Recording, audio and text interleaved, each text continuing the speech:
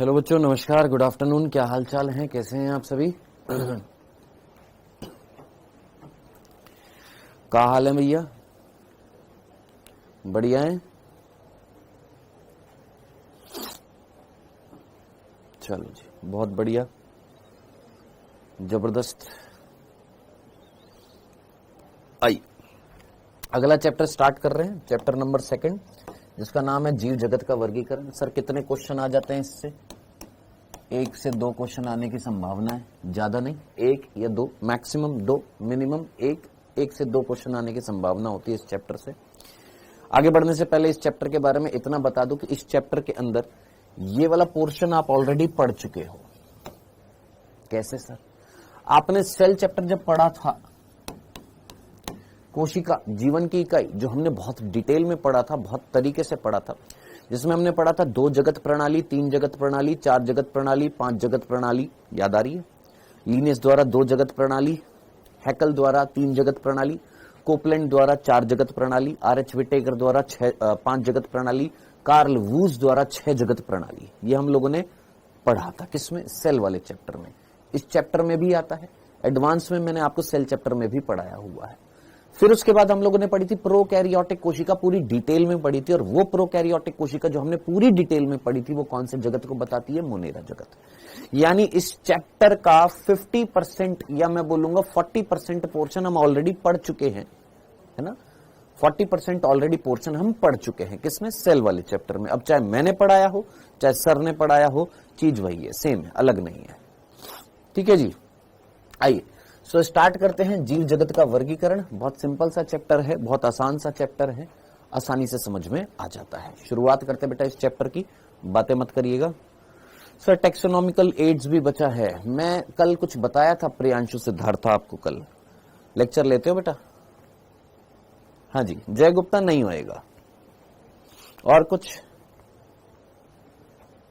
Sir ecology के question कहां मिलेंगे? अभी क्लास चलते चलते मेरे पास मैसेज आ जाएगा, आपको पूरे के पूरे हैंड रिटन नोट्स और साथ साथ जितने भी क्वेश्चंस हैं, लगभग 1001 क्वेश्चन होंगे टोटल, जिसमें से लगभग 200-250 आउट ऑफ एनसीईआरटी भी होंगे। आप उनको नेग्लेक्ट कर सकते हैं। एनसीईआरटी बेस्ड जो होंगे लगभग 500 के आसपास क्वेश्चन होंगे, वो सारे तीनों चैप्टर के मिलाकर। ठीक है, ये क्लास चलते चलते आपके, मेरे को पता लग जाएगा, अपलोड हो जाएगी एनसीईआरटी संपूर्ण। ठीक है सर, इस चैप्टर में लगभग कितने लेक्चर होंगे? 2 लेक्चर में ये चैप्टर कंप्लीट करेंगे। ठीक है, और कुछ? चलें आगे, आइए। हाँ, ये फालतू की चीजें लिखने की कोई जरूरत नहीं है। जय गुप्ता जी और जितने भी ये बालक हैं, लिखकर पढ़ाइए और ऐसे पढ़ाइए और वैसे पढ़ाइए। आप चुपचाप बैठकर पढ़िए।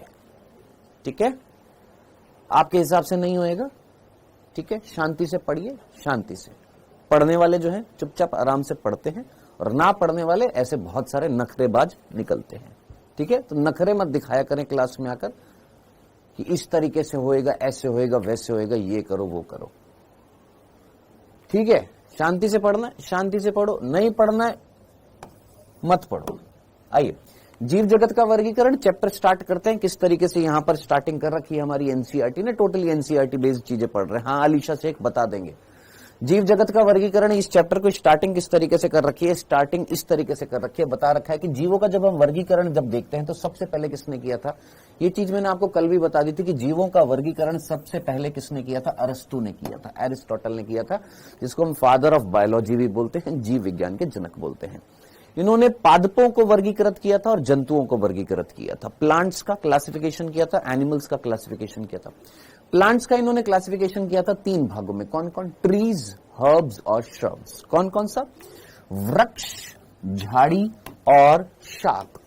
अब झाड़ी और शाक में क्या अंतर होता है ये मैं आपको ऑलरेडी बता चुका हूं। आप नहीं जानते तो बार बार एक ही चीज रिपीट नहीं की जाएगी, ऑलरेडी बता चुका हूं कि वृक्ष में, झाड़ियों में और शाक में, हर्ब्स में, श्रब्स में और ट्रीज में क्लासिफाई किया था। किसको क्लासिफाई किया था? प्लांट्स को क्लासिफाई किया था किसने? आपके एरिस्टोटल ने। किसको? प्लांट्स को।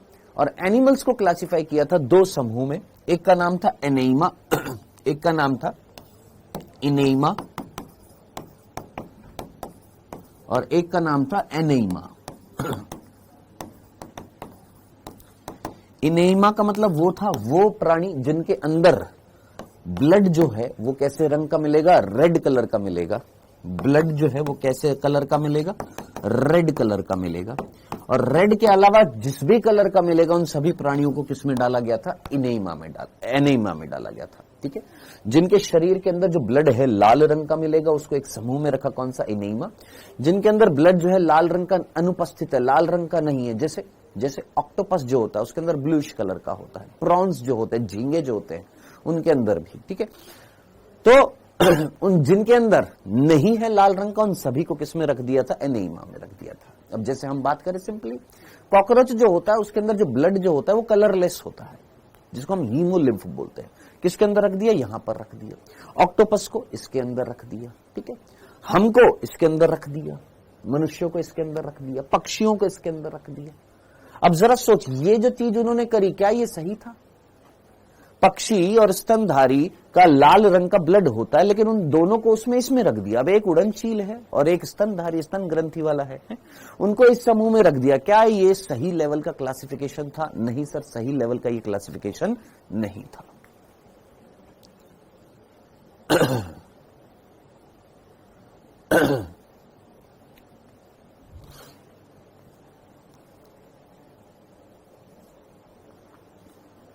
ठीक है, तो ये सबसे पहले इस तरीके से स्टार्टिंग कर रखी है हमारे एनसीईआरटी में, इस तरीके से। क्या ये सबसे पहले क्लासिफिकेशन किसने किया था? एरिस्टोटल ने किया। भैया चैप्टर का नाम क्या है? जीव जगत का वर्गीकरण।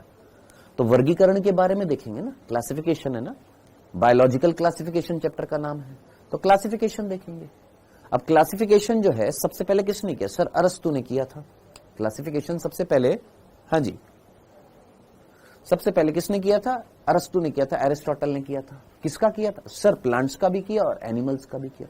प्लांट्स को उन्होंने 3 भागों में बांटा, एनिमल्स को उन्होंने 2 भागों में बांट दिया। ये चीज यहां से यहां तक बता रखी है। बताइए यहां से यहां तक की चीज समझ में आ गई है? हाँ जी, यहां से यहां तक की बात समझ में आ गई है? सर मॉस्किटो का भी रेड होता है, बहुत बढ़िया, वेरी गुड बेटा। वो मॉस्किटो का जो रेड है ना, वो तेरे को मॉस्किटो काट कर गया, वो तेरा ब्लड था उसके अंदर, जब तूने मारा तो वो कैसा लगता है? हा मॉस्किटो का लाल कलर का, वो मॉस्किटो का लाल कलर का नहीं है, वो तेरा लाल रंग का ब्लड था जो उसके अंदर था। ठीक है, उसका कैसा होता है? हीमोलिम्फ होता है, कलरलेस होता है। हाँ जी, आगे बढ़ते हैं। यहां तक की बात डंडन डंडन, आगे चले नेक्स्ट। अब देखिए इसके बाद क्या आई थी? सर ये तो हमारे एरिस्टोटल ने कर दिया था। अब इसके बाद क्या आई थी? 2 जगत प्रणाली आई थी। किसने दी थी? आप बहुत अच्छे तरीके से जानते हैं, कैरोलस लीनियस ने दी थी। फिर 3 जगत प्रणाली आई थी, फिर 4 जगत प्रणाली आई थी, फिर 5 जगत प्रणाली आई थी, फिर 6 जगत प्रणाली आई थी। अभी जो है लगभग 17-18 जगत प्रणालियां आ चुकी हैं। हमारे कोर्स के हिसाब से अगर हम देखें तो हमारे नीट सिलेबस के अकॉर्डिंग हमें 6 जगत प्रणालियों तक पढ़ना जरूरी है। क्यों? क्योंकि 6 जगत प्रणाली भी बता रखी है हमारे इस चैप्टर में। 6 किंगडम क्लासिफिकेशन भी हमारे इस चैप्टर में बताया हुआ है। कहां बताया हो? अभी बताता हूं। देखिए 2 जगत प्रणाली किसने दी थी? आप बहुत अच्छे तरीके से जानते हैं, कैरोलस लीनियस जो थे, इन्होंने 2 जगत प्रणाली दी थी। अब इस 2 जगत कौन से इन्होंने प्रस्तुत किए थे? सर एक प्रस्तुत किया था प्लांटी और एक प्रस्तुत किया था एनिमेलिया।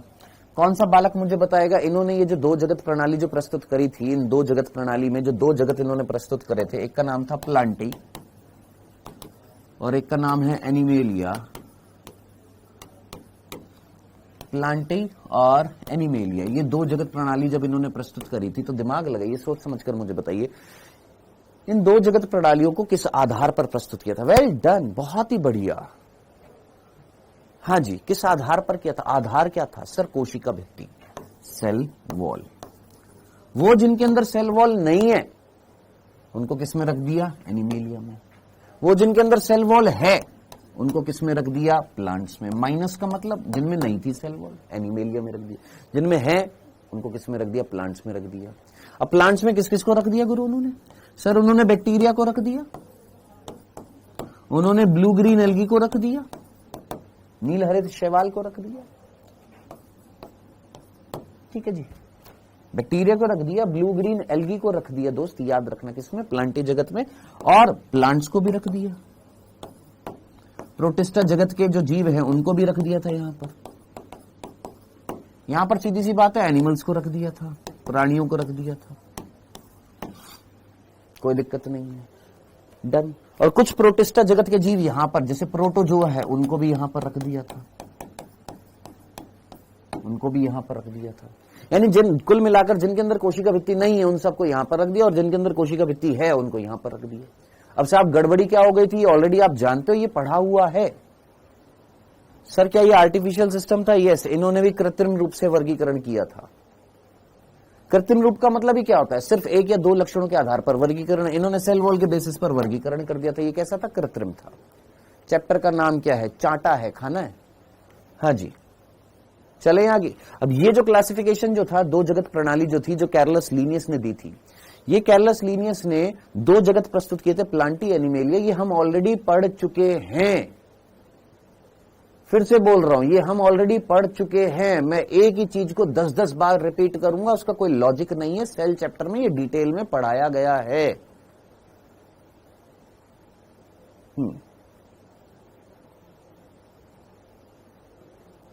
पढ़ाया गया है ये,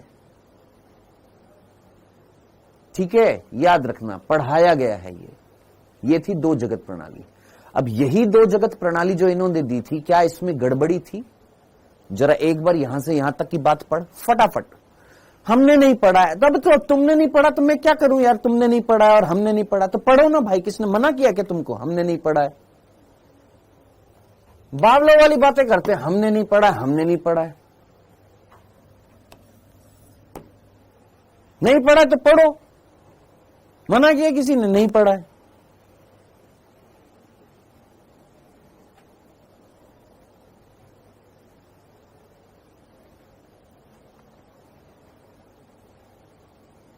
हाँ जी, इसको पढ़िए यार। अरे तुमने नहीं पढ़ा है तो पढ़ा रहा हूं भाई, पढ़ा रहा हूं, प्रभु पढ़ा रहा हूं, सुन लो।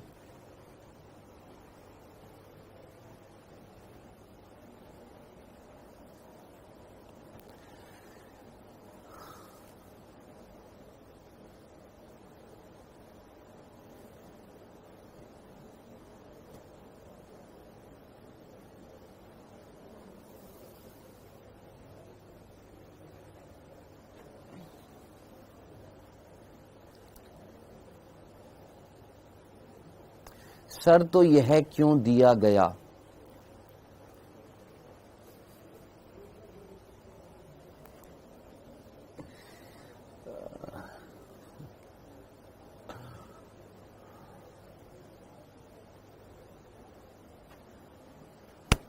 माइकोप्लाज्मा को किसमें रखते हैं? उफ, मारोगे आज कसम से।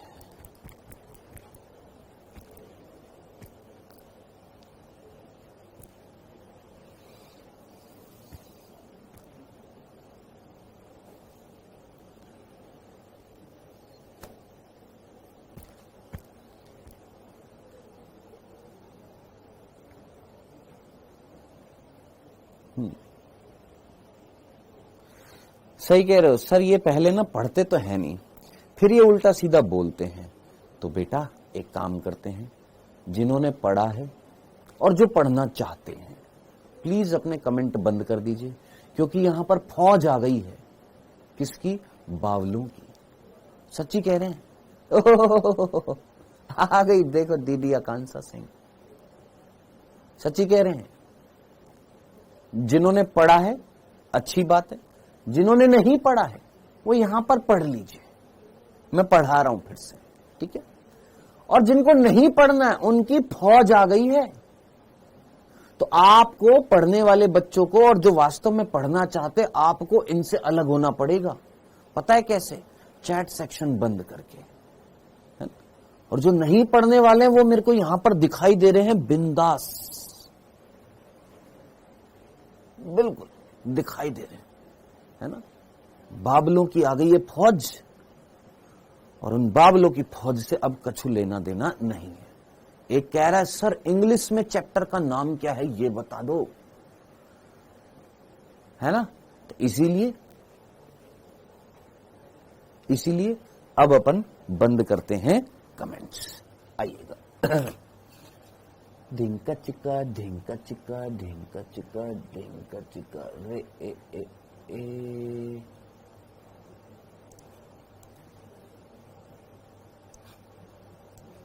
रे ए ए ए। ओके जी, चल आइए बेटा स्टार्ट करते हैं। देखिए क्या बोला अभी तक हमने यहां पर, फटाफट जल्दी से रिपीट करते हैं। चैप्टर का नाम है बायोलॉजिकल क्लासिफिकेशन, जीव जगत का वर्गीकरण यानी जीवों का वर्गीकरण। ठीक है साहब, सबसे पहले वर्गीकरण किसने किया गुरु? सर सबसे पहले वर्गीकरण किया था किसने? अरस्तु ने, एरिस्टोटल ने सबसे पहले। ठीक है, वर्गीकी के जनक कौन थे? सर कार्ल लीनियस या कैरोलस लीनियस। लेकिन सबसे पहले वर्गीकरण किसने किया था? सर अरस्तु ने किया था। ठीक है सर, आगे बढ़ते हैं। किसका किया था? सर इन्होंने प्लांट्स का किया था। कितने भागों में बांटा? 3 भागों में। वृक्ष बड़े, उनसे छोटी झाड़ियां फैली हुई हैं, और छोटे कौन से? आपके शूट या सॉरी शाक। ठीक है, तो इन 3 भागों में बांटा था किसको? प्लांट्स को, हर्ब्स में, श्रब्स में और ट्रीज में।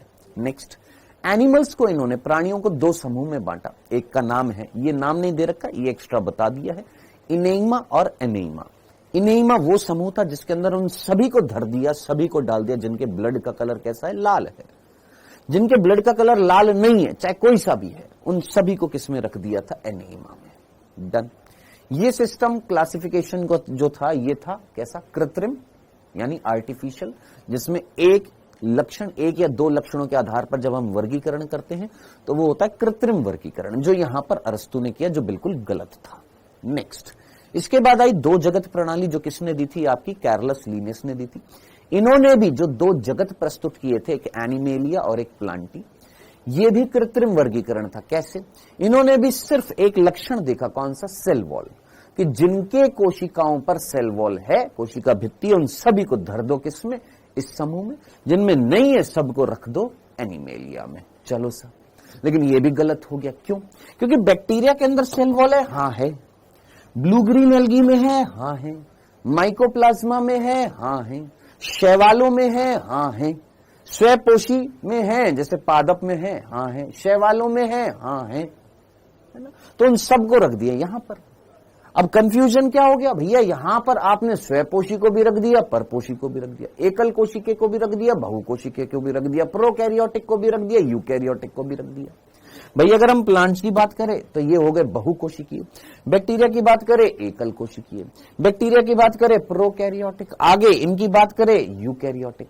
तो प्रोकैरियोटिक यूकैरियोटिक को साथ साथ रख दिया, एकल कोशिके को बहुकोशिके के साथ साथ रख दिया, तो ये गलत थी। कौन सी? 2 जगत प्रणाली। यहां पर ये बात लिखी हुई है क्या, कि लीनियस ने, लीनियस के काल में, यानी लीनियस के काल में मींस लीनियस ने जब ये काम किया तो उन्होंने पादप और प्राणियों के वर्गीकरण के लिए एक द्विजगत पद्धति अपनाई थी, यानी द्विजगत प्रणाली दी थी, जिसमें उन्होंने 2 जगत प्रस्तुत किए, एक प्लांटी और एक एनिमेलिया।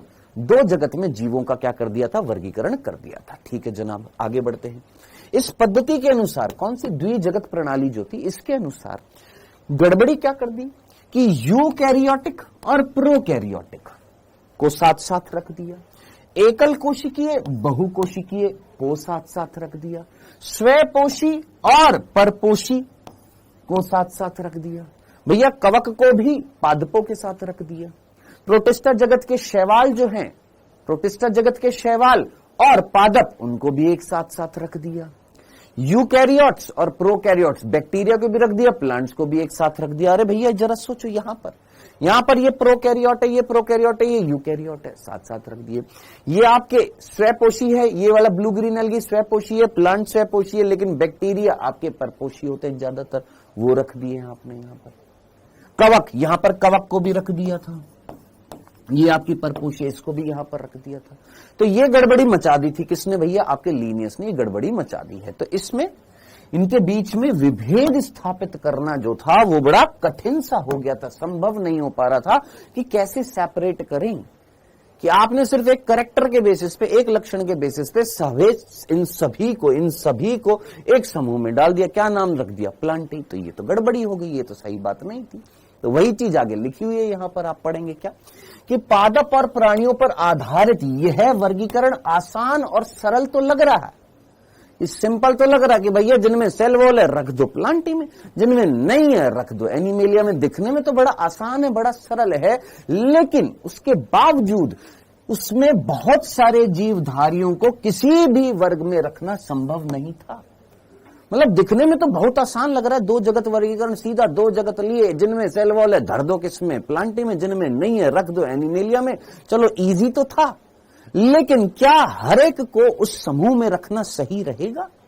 क्या यह संभव है कि सभी को प्लांटी में रख दो जिनमें सेल वॉल है, चाहे वो प्रोकैरियोट हो चाहे वो यूकैरियोट हो, कोई मतलब नहीं है। तो ये गलती कर रहे थे, यही चीज यहां पर लिखी हुई थी। ठीक है, इसी कारण लंबे समय से वर्गीकरण की ये जो दो जगत प्रणाली जो थी ये अपर्याप्त सिद्ध हुई, यानी ये सही नहीं थी। कौन सी? दो जगत प्रणाली। अब जब ये प्रणाली सही नहीं थी तो इसके बाद में फिर वापस से और चेंज आए और वर्गीकरण की प्रणाली आई, है ना। अब यही चीज यहां पर लिखी हुई है कि भैया आपने दो जगत प्रणाली में केवल एक कैरेक्टर ले लिया यार, सेल वॉल, और भी तो लेना पड़ेगा। प्रोकैरियोटिक को यूकैरियोटिक से अलग करना पड़ेगा, एकल कोशिके को बहुकोशिके से अलग करना पड़ेगा, स्वपोषी को परपोषी से अलग करना पड़ेगा। तो बहुत सारे कैरेक्टर्स देखने पड़ेंगे, है ना। क्या लिखा हुआ है कि वर्गीकरण के लिए आप आकारिकी के साथ साथ कोशिका की संरचना देख रहे हैं, चलो ठीक है, कोशिका भित्ति भी देख रहे हैं, ठीक है, पोषण की विधि भी देखनी पड़ेगी, आवास भी देखना पड़ेगा, प्रजनन भी देखना पड़ेगा, विकासीय संबंध भी देखना पड़ेगा, यानी कई सारे लक्षणों को शामिल करके क्या करना पड़ेगा? वर्गीकरण करना पड़ेगा। और कल के चैप्टर में तूने पढ़ा था, एक वर्ड था आधुनिक वर्गीकरण, याद आ रहा है? आधुनिक वर्गीकरण में सिर्फ हम एक या दो लक्षण नहीं लेते, कई सारे लक्षणों को यूज में लेकर क्या करते हैं? वर्गीकरण करते हैं। तो हमें कहीं ना कहीं दो जगत प्रणाली से चेंज लाना पड़ेगा और प्रणालियां लानी पड़ेगी, यानी टाइम के साथ साथ नई नई क्या आएंगी? प्रणालियां आएंगी। टाइम के साथ साथ नई नई क्या आएंगी? आपकी वर्गीकरण की पद्धतियां आएंगी, कई सारी पद्धतियां आएंगी। यही लिखा हुआ है एनसीईआरटी में, क्या कि समय के साथ साथ वर्गीकरण की पद्धतियों में क्या आए गुरु? परिवर्तन आए। कैसे? सर 2 के बाद 3 आई, फिर 4 आई, फिर फाइनली कौन आई? 5 आई। कौन आई? 2 के बाद क्या आई? 3। अब ये सब 3 जगत प्रणाली किसने दी थी? हैकल ने दी थी, अर्नस्ट हैकल ने। 4 जगत प्रणाली किसने दी थी? सर कोपलैंड ने दी थी। और 5 जगत प्रणाली जो आप जानते हैं 1969 में किसने दी थी? R.H. विटेगर। ये याद रखना है, क्योंकि देख ये हमारी एनसीईआरटी में नहीं लिखा हुआ है, ये नहीं लिखा हुआ है, ना हैकल लिखा हुआ है, ना कोपलैंड लिखा हुआ है, ये लिखा हुआ है डायरेक्टली। क्या 5 जगत प्रणाली किसने दी थी? R.H. विटेकर ने दी थी 1969 में। अब इन्होंने जो 5 जगत प्रणाली दी थी उसमें 5 जगत कौन से थे गुरु? ये 5 जगत थे। कौन कौन से? सर एक का नाम है मोनेरा, प्रोटिस्टा, फंजाई, प्लांटी और एनिमेलिया। अब किस आधार पर दी थी? 5 आधार याद रखने हैं, उन 5 आधार से क्वेश्चन पूछा जाता है। क्या क्या? एक है क्या कोशिका की संरचना, कि कोशिका प्रोकैरियोटिक है कि यूकैरियोटिक है, ये देखा जाएगा। शरीर की संरचना, शरीर जो है एकल कोशिकीय है कि बहुकोशिकीय है, यूनिसेल्युलर है कि मल्टी सेल्युलर है, ये देखा जाएगा। पोषण देखा जाएगा, स्वपोषी है कि परपोषी है, स्वपोषी है कि परपोषी है, ये देखा जाएगा। प्रजनन देखा जाएगा कि अलैंगिक जनन करते हैं कि लैंगिक जनन करते हैं, लैंगिक जनन कौन सा करते हैं, अलैंगिक जनन कौन सा करते हैं, ये देखा जाएगा। प्रजनन के प्रकार देखा जाएगा। और साथ साथ जाति वृत्तीय संबंध। ना व्हाट इज जाति वृत्तीय संबंध? कल मैंने तेरे को बताया था, याद कर, हमने कहीं सिस्टमैटिक्स पढ़ा था, याद कर। सिस्टमैटिक्स याद आ रहा है? कुछ सिस्टेमा, सिस्टमैटिक्स, कुछ वर्ड याद आ रहा है? याद आ रहा है? वर्गीकरण पद्धति याद आ रहा है? जिसमें हमने जब वर्गीकरण किया था तो हमने क्या बोला था? एक चीज को यूटिलाइज किया जाता है, और वो क्या थी? क्या? विकासीय संबंध। विकासीय संबंध मीन्स एंसेस्टर के साथ, अपने पूर्वजों के साथ संबंध के आधार पर जब करते हैं वर्गीकरण तो उसको हम क्या बोलते हैं? विकासीय संबंधों के आधार पर वर्गीकरण, जिसको हम क्या बोलते हैं? फाइलोजेनेटिक्स या जाति वृत्तीय संबंध भी बोल सकते हैं। तो इन 5 कैरेक्टर के बेसिस पर R.H. विटेकर ने क्या दिया था? 5 जगत प्रणाली। ये 5 जगत उन्होंने प्रस्तुत किए थे। अब ये 5 जगत आपकी एनसीईआरटी में लिखे हुए हैं, ये इस तरीके से लिखा हुआ है, अभी मत पढ़ना। क्यों नहीं पढ़ना गुरुजी? क्योंकि जब हम एक एक करके ये क्या पढ़ेंगे, यहां पर जगत पढ़ेंगे तो ये सारी की सारी चीजें कवर हो जाएंगी। जब मोनेरा जगत पढ़ेंगे ये सब कुछ कवर, प्रोटिस्टा जगत पढ़ेंगे ये कवर, फंजाई पढ़ेंगे ये कवर, प्लांटी जगत जो होता है इसका चैप्टर नंबर 3 है। कौन सा? चैप्टर नंबर 3 जो है ये अलग से पूरा चैप्टर है, कौन सा? वनस्पति जगत। चैप्टर नंबर 4 जिसका नाम क्या है? प्राणी जगत, उसका अलग चैप्टर है। तो अब जरा सोच, इस चैप्टर में पढ़ना क्या है? सर इस चैप्टर में हमको मोनेरा जगत पढ़ना होता है, प्रोटिस्टा जगत पढ़ना होता है, फंजाई जगत पढ़ना होता है, जिसमें से मोनेरा जगत हालांकि सेल चैप्टर में ही हम वैसे तो पूरा कर लेते हैं। क्यों? क्योंकि जब हम सेल पढ़ते हैं, सेल चैप्टर पढ़ते हैं, तो वहां पर हम दो प्रकार की कोशिका पढ़ते हैं, एक प्रोकैरियोटिक पढ़ते हैं और एक यूकैरियोटिक पढ़ते हैं। प्रोकैरियोटिक जब हम पढ़ते हैं, कौन सी? प्रोकैरियोटिक जब हम पढ़ते हैं तो वहां पर हमारा कौन सा आ जाता है? मोनेरा जगत आ जाता है। डन, क्लियर है? यहां तक की बात जरा एक बार खोलिएगा। हाँ जी, यहां तक की बात समझ में आ गई है। तो इस अध्याय में हमें कौन सा चैप्टर पढ़ना है इसका नंबर नोट करिए, ऋषभ को भेजिए, अभी के अभी ब्लॉक कराइए इसको, अभी के अभी। दरोल उल्म नाम है इसका, दरोल उल्म। और बोल देना ये कंटिन्यूसली कई दिनों से परेशान कर रहा है, ठीक है, और स्पैम कर रहा है रेगुलर, ठीक है, और इसको परमानेंटली ब्लॉक कर दीजिएगा, ऋषभ को बोल दीजिएगा। डन।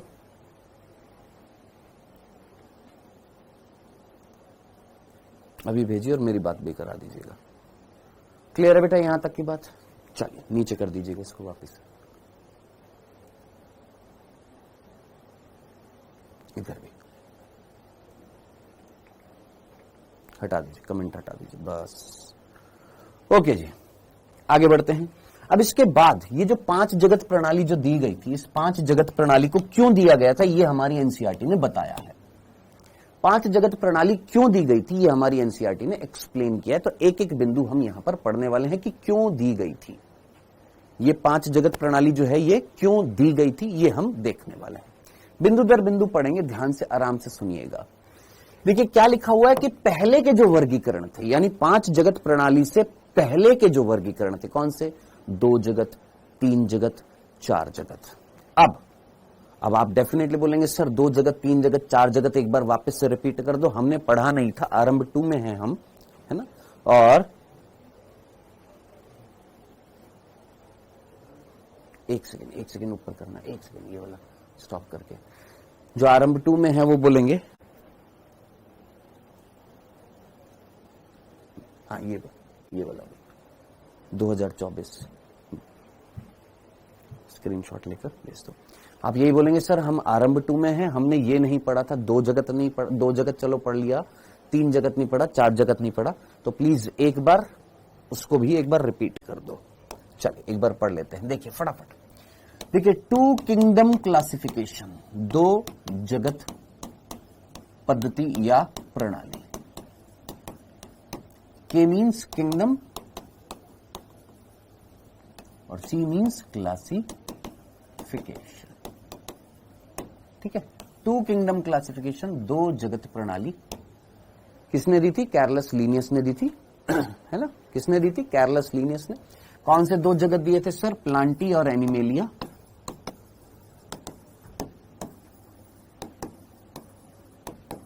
किस आधार पर दिए थे ये हमने अभी देखा, क्या? कोशिका भित्ति। जिनके अंदर कोशिका भित्ति है उनको प्लांटी में रख दिया, जिनमें नहीं है उनको एनिमेलिया में रख दिया था, ठीक है। किसको रख दिया था प्लांटी में?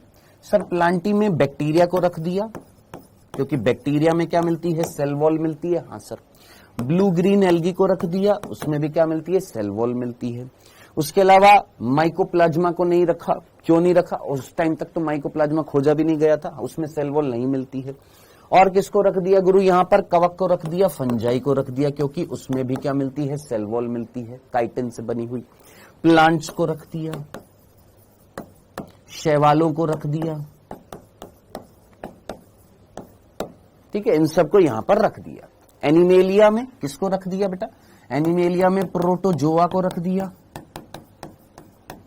और प्राणियों को रख दिया, एनिमल्स को रख दिया। अब गड़बड़ क्या हो गई है? प्रोटोजोआ में सेल वॉल नहीं है, प्राणियों में, एनिमल्स में सेल वॉल नहीं है, लेकिन ये एकल कोशिकीय हैं, ये बहुकोशिकीय हैं। ये एकल कोशिकीय प्रोकैरियोट है, एकल कोशिकीय प्रोकैरियोट है। बहुकोशिकीय यूकैरियोट है लेकिन परपोषी है। ये बहुकोशिकीय यूकैरियोट है लेकिन स्वयपोषी है। ये एकल कोशिकीय यूकैरियोट है लेकिन स्वयपोषी है। तो ये गड़बड़ी सी मचा दी है। इसको सही करने के लिए फिर क्या आई गुरु? इसको सही करने के लिए आई 3 किंगडम क्लासिफिकेशन, 3 जगत प्रणाली। अब ये 3 जगत प्रणाली जो थी ये किसने दी थी? सर ये 3 जगत प्रणाली देने का काम किसने किया था? आपके हैकल ने किया था। किसने किया था? हैकल ने। अब क्या किया था? 2 जगत तो ऑलरेडी है हमारे पास। कौन कौन से? प्लांटी और एनिमेलिया तो है, प्लांटी और एनिमेलिया तो है। अब एक तीसरा जगत प्रस्तुत किया। अब वो किस आधार पर प्रस्तुत किया? उस तीसरे जगत का नाम क्या था? उस तीसरे जगत का नाम था प्रोटिस्टा। याद रखना, हैकल ने जो जगत प्रस्तुत किया था उसका नाम क्या था? प्रोटिस्टा। अब ये किस आधार पर प्रस्तुत किया था? याद रखना, शारीरिक संगठन के आधार पर।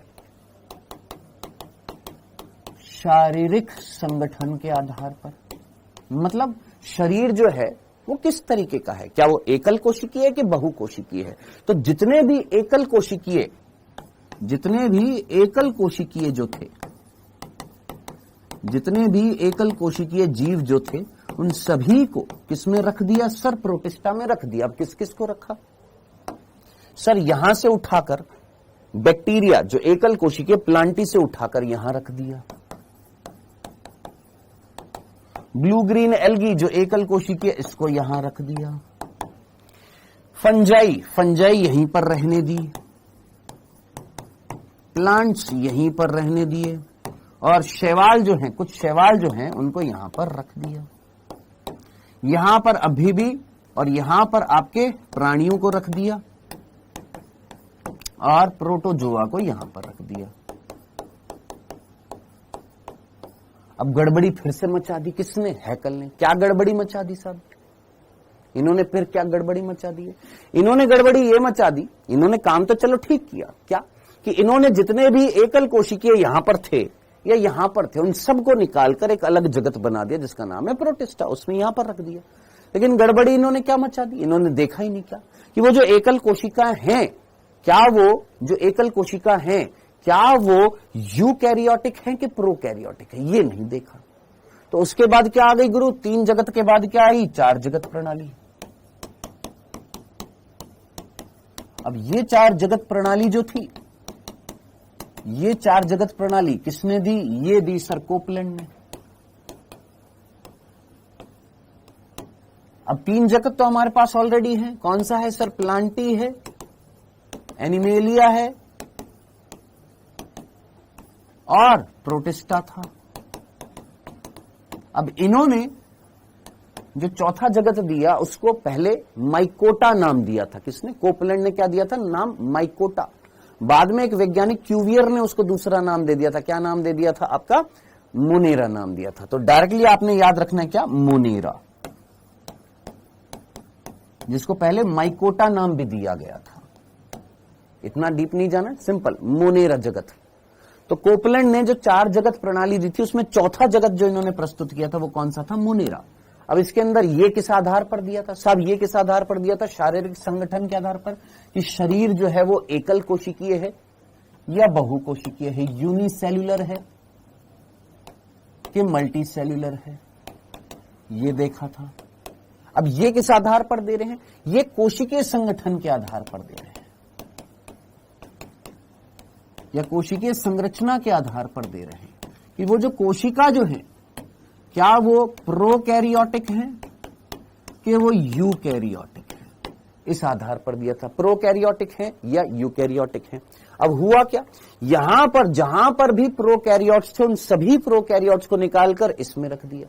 अब कौन थे prokaryotes? Bacteria, blue green algae, इन सबको निकालकर यहां रख दिया। किसको? बैक्टीरिया को, ब्लू ग्रीन एल्गी को यहां पर रख दिया। प्रोटिस्टा में कौन रह गए सर? प्रोटिस्टा में हमारे शैवाल रह जाएंगी, प्रोटोजोआ रह जाएंगे। शैवाल हैं, प्रोटोजोआ हैं। एनिमेलिया में कौन है सर? प्राणी है। और प्लांटे में कौन है सर? पादप है। लेकिन पादपों के साथ साथ अभी यहां पर कवक भी रखी हुई है। सोचो, इन पर तो ध्यान ही नहीं दिया। प्लांट्स के साथ साथ कौन है? फंजाई यानी कवक यहां पर रखी हुई है। तो ये सारी चीज तो सही थी, लेकिन गड़बड़ी अभी भी एक चल रही थी। क्या चल रही थी कि भैया प्लांट्स जो होते हैं वो तो स्वपोषी है, और कवक जो होते हैं ये तो परपोषी है, यानी पोषणता का आधार देखा ही नहीं यहां पर। तो यहां पर केवल कोशिकीय संरचना देखी, यानी अभी भी ये अधूरा था। चलो इसको फिर से पूरा करते, और फाइनली पूरा किसने किया फिर इसके बाद में? 5 जगत प्रणाली। अब ये 5 किंगडम क्लासिफिकेशन, 5 जगत प्रणाली जो थी, ये किसने दी है? ये आपको वर्ष भी याद रखना है, वर्ष याद रखना है। इनके वर्ष याद नहीं रखने कि 3 जगत कब आई थी, 2 जगत कब आई थी, 4 जगत कब आई थी, 5 जगत याद रखनी, क्योंकि ये स्पेसिफिकली आपकी एनसीईआरटी में लिखी हुई है। किसने दी थी सर? R.H. विटेकर ने। R.H. विटेकर ने ये आपकी 5 जगत प्रणाली दी थी। अब क्वेश्चन क्या पूछा जाएगा? ये जो 5 जगत प्रणाली दी गई थी, ये कितने आधार पर? देखो यहां पर सिर्फ एक आधार, यहां पर एक आधार, यहां पर एक आधार। 2 जगत प्रणाली में भी एक ही आधार था, कोशिका भित्ति। 3 जगत प्रणाली में भी एक ही आधार था, शारीरिक संगठन। 4 जगत प्रणाली में भी एक ही आधार था, क्या? कोशिकीय संरचना। 5 जगत प्रणाली में 5 आधार थे। कौन कौन सा? सर कोशिकीय संरचना भी था। कौन सा था? कोशिकीय संरचना भी था, यानी हम ये देखेंगे कि प्रोकैरियोटिक है कि यूकैरियोटिक है। शरीर का संगठन भी था, यानी एकल कोशिकीय है कि बहुकोशिकीय है। पोषण जो सबसे इंपॉर्टेंट है, क्योंकि मेन तो वही आधार के कारण ही तो 5 जगत आएंगे, क्योंकि 4 जगत तक तो सब कुछ ठीक था। दिक्कत तो यही थी कि स्वपोषी के साथ परपोषी रखा हुआ है, तो हमें हटाकर निकाल कर एक अलग जगत बनाना पड़ेगा। अब 5 जगत हो जाएंगे। 5 जगत कौन से हो जाएंगे सर? एक हो गया मुनीरा, एक हो गया प्रोटिस्टा, एक हो गया प्लांटी, एक हो गया एनिमेलिया। ये 4 जगत तो ऑलरेडी हैं हमारे पास। अब 5वां जगत प्रस्तुत करना पड़ा, और वो कौन सा था? फंजाई। तो एक तरीके से हम बोल सकते हैं ना कि विटेकर ने 5वां जगत कौन सा दिया? भाई 4 जगत तो ऑलरेडी है, 5वां जगत उन्होंने फंजाई दिया। किस मेन आधार क्या था कि यहां पर गड़बड़ी किस चीज की हो रही? पोषण की तो हो रही थी कि आपने स्वपोषी के साथ परपोषी रखा हुआ। कवक जो होते हैं वो कैसे होते हैं? भैया आपने डीकंपोजिशन पढ़ लिया यार दोस्त, पूरा आपने पूरा का पूरा डीकंपोजिशन पढ़ लिया, पूरा का पूरा क्या पढ़ लिया? डीकंपोजिशन पढ़ लिया। 1969 है सर। बेटा मैंने भी तो वही लिखा है यार, कौन है ये? हाँ जी 1969 तो लिखा है यहां पर। हाँ जी, तो शारीरिक सॉरी क्या बोला मैंने? मेन क्या था यहां पर? कवक आप लोगों ने पढ़ लिया। याद कर, बैक्टीरिया और कवक क्या होती है सर? बैक्टीरिया और कवक जो होती है वो परपोषी होती है, डीकंपोजर्स होते हैं, अपघटक होते हैं। तो ये कैसे है? परपोषी है। ये कैसे है? स्वपोषी है। यानी पोषणता तो मेन आधार था किस चीज का? R.H. विटेकर के वर्गीकरण का, जिसके बेसिस पर उन्होंने 5वां जगत प्रस्तुत किया। कौन सा? फंजाई जगत, कवक जगत। ठीक है, तो कुल मिलाकर यहां पर 3 तो ये हो गए। चौथा आधार क्या था साहब? यहां पर चौथा आधार जो था वो था क्या? जनन, जो अभी तक नहीं लिया गया था किसी भी क्लासिफिकेशन में। यहां पर जनन को भी शामिल किया गया। और लास्ट था जातिवृत्तीय संबंध। जातिवृत्तीय संबंध यानी अपने पूर्वजों के साथ क्या रिलेशनशिप है, उसके बेसिस पर भी जातिवृत्तीय संबंध या विकासीय संबंध भी बोल सकते हैं, विकास के आधार पर वर्गीकरण। ठीक है, तो इन 5 आधार के बेसिस पर उन्होंने ये 5 जगत प्रणाली प्रस्तुत करी थी। ये थी सीधी सी बात दोस्त, इतनी सी बात समझनी थी। अब यही सारी चीजें जो बताई गई है, यही सारी चीजें यहां पर तोड़ मरोड़ कर यहां पर एनसीईआरटी में लिखी हुई हैं।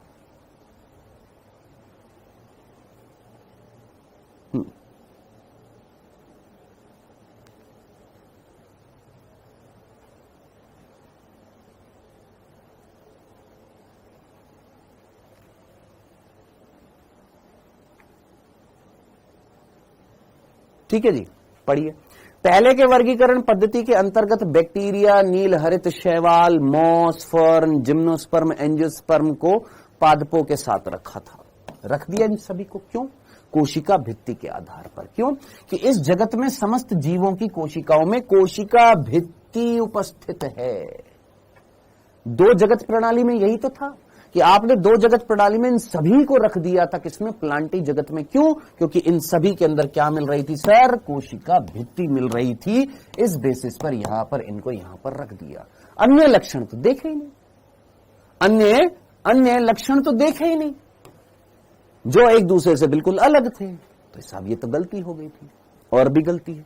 फिर उसके बाद क्या, प्रोकैरियोटिक बैक्टीरिया और नीलहरित शैवाल।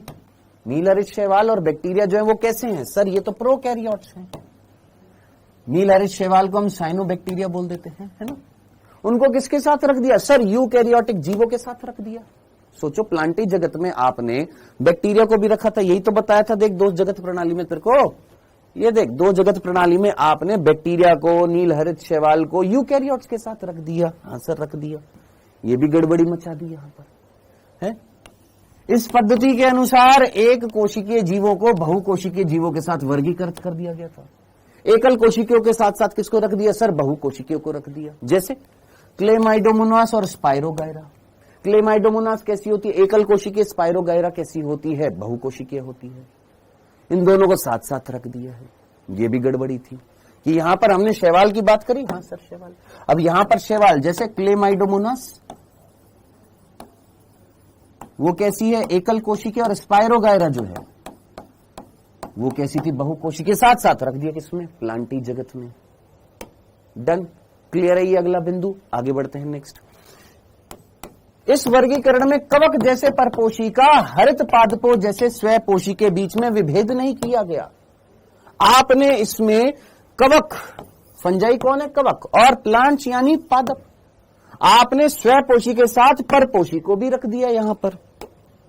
ये यही चीज यहां पर लिख रहा है कि आपने कवक जो एक प्रकार का परपोषी है और हरे पादप जो स्वपोषी है, उनके बीच में भी अंतर नहीं किया। दोनों में कोशिका भित्ति मिल रही है, लेकिन कोशिका भित्ति का कॉम्पोजिशन भी तो अलग है कि भैया कवक जो होती है उनकी कोशिका भित्ति काइटिन की बनी होती है, और पादप जो होती है उनकी सेल्यूलोज की बनी होती है। ये नहीं देखा आपने, आपने सिर्फ देखा कोशिका भित्ति है, धर दो धर दो धर दो धर दो धर दो धर दो, रख दो रख दो रख दो रख दो, जिनमें कोशिका भित्ति है सबको दो जगत प्रणाली में रख दो।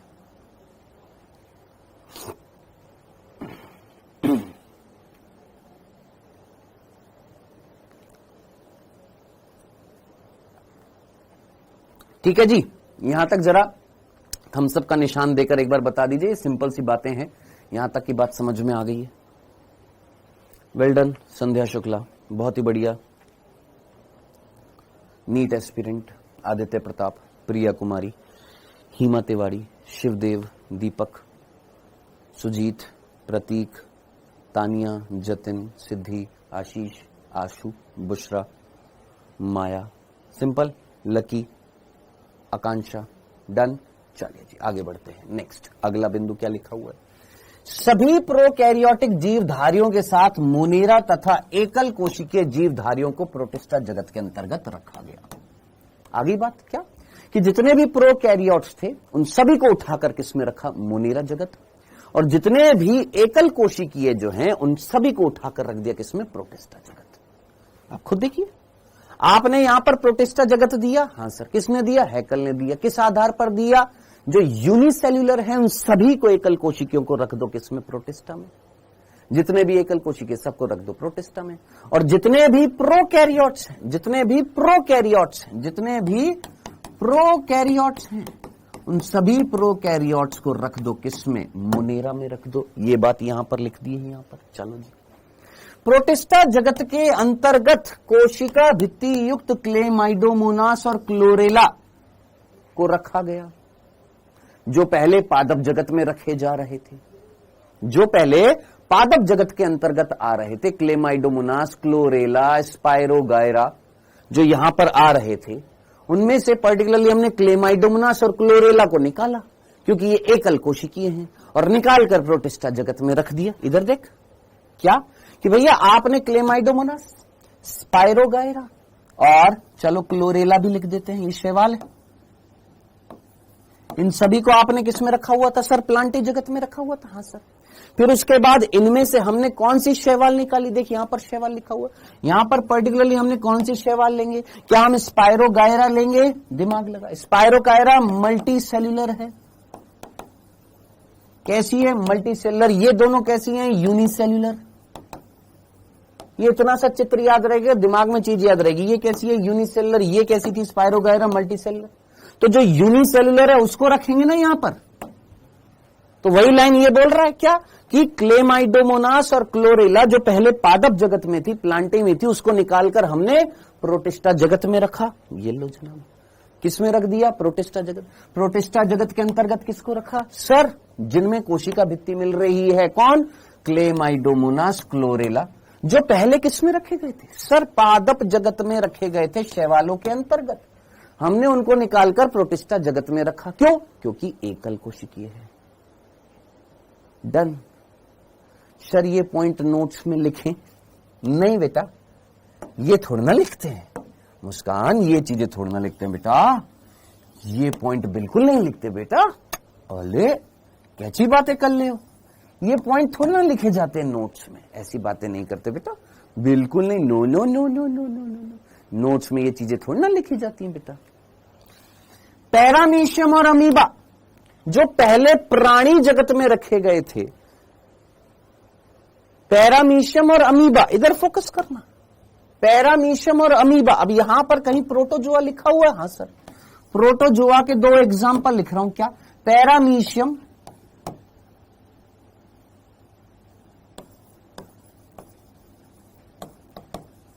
अमीबा, पैरामीशियम और अमीबा, ये किसके एग्जांपल है? प्रोटोजोआ के। एक आपका सिलिएटेड प्रोटोजोआ है, एक आपका अमीबॉइड प्रोटोजोआ है। जो ड्रॉपर है वो क्लिक कर गया होगा उनके दिमाग। क्या कि प्रोटोजोआ, इसी चैप्टर में पढ़ोगे, प्रोटोजोआ के 4 समूह होते हैं। एक होता है अमीबॉइड प्रोटोजोआ, एक होता है फ्लैजिलेटेड प्रोटोजोआ, एक होता है सिलिएटेड प्रोटोजोआ, एक होता है स्पोरोजोआ। जिनको नहीं पता है कोई बात नहीं, इसी चैप्टर में पढ़ेंगे। जिनको पता है जस्ट एक बार रिकॉल करा रहा हूं उनको कि पैरामीशियम जो होता है, जिस पर क्या मिलता है? पक्षमाभ मिलता है। इसको हम पक्षमाभीय प्रोटोजोआ बोलते हैं। अमीबा, इसको हम अमीबॉइड प्रोटोजोआ श्रेणी के अंतर्गत रखते हैं। ये दोनों कौन है? प्रोटोजोआ।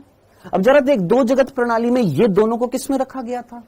प्रोटोजोआ समूह के अंतर्गत किस में रखा गया था? सर एनिमेलिया में रखा गया था। लेकिन गुरु ये दोनों कैसे हैं? सर ये तो एकल कोशिकीय है, तो निकालना पड़ेगा ना 3 जगत प्रणाली में। इन दोनों को यहां से निकालकर कहां रखना पड़ेगा? सर इन दोनों को निकालकर यहां रखना पड़ेगा। देख वहां क्या लिखा हुआ है? प्रोटोजोआ लिखा हुआ है। हाँ सर, तो निकालकर किस में रखेंगे? एकल कोशिकीय जीवों में रखेंगे कि नहीं रखेंगे? यही लाइन लिखी हुई है कि भैया आपने प्रोटिस्टा जगत जो है, उस प्रोटिस्टा जगत के अंतर्गत किसको डाला?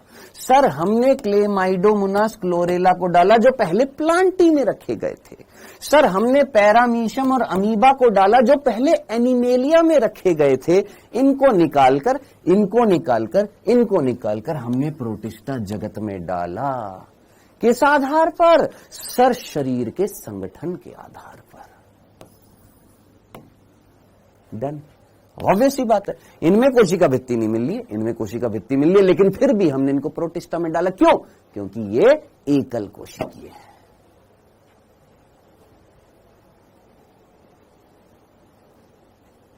ठीक है, बता, इतनी सी बात तेरे को समझ में आ गई? इसमें क्या तकलीफ हो रही थी? किसके गुर्दे में तकलीफ हो रही है? बताइए जरा हमको। अब कह रहे सर ये तो एनसीईआरटी पढ़ा रहे, तो भैया आपको क्या पढ़ा है आप ये बता दो। आपको पीएचडी की किताब पढ़ा दें? अब इसमें भी दिक्कत है। सर इसमें भी हमारे गुर्दे में दर्द हो रहा है कि ये तो सर एनसीईआरटी में लिखा हुआ है। तो बताओ और क्या चाहता है तू? क्या चाहता है? पीएचडी करा दें? हैं? पीएचडी में जो किताबें पढ़ी जाती हैं लेनिंजर की और ये सारी जो जितने भी मैग्रॉ हिल पब्लिकेशंस की जितने भी किताब होते हैं वो पढ़ा दें आपको? अबे किसी चीज में तो संतुष्टि होती है, किसी ना किसी चीज में तो संतुष्टि आती है। तुम्हें किसी चीज में संतुष्टि आती है कि नहीं आती है? नहीं सर हमको नहीं आती है। एक रात को 1 बजे मैसेज करता है, सर आप जो काली पीडीएफ देते हो ये छपती नहीं है।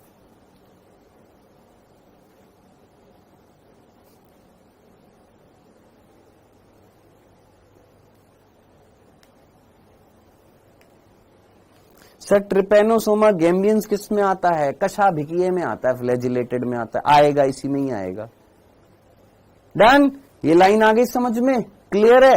ये एनसीईआरटी की लाइन है, लेकिन इसको समझने के लिए पहले ये समझना जरूरी था, इसीलिए मैंने पहले सेल चैप्टर पढ़ाया था। अब इसमें मैं कुछ नहीं कर सकता था यार, जब मैनेजमेंट ही ऐसा हो ना कि एक बैच में मेरे को पढ़ाने दिया जा रहा है, एक में पढ़ाने नहीं दिया जा रहा है, फिर दोनों को मिक्स करके मेरे को पढ़ाने दिया जा रहा है, तो जिसको मैंने नहीं पढ़ाया ऑब्वियसली वो तो यही बोलेगा कि सर हमको नहीं पढ़ाया था ये।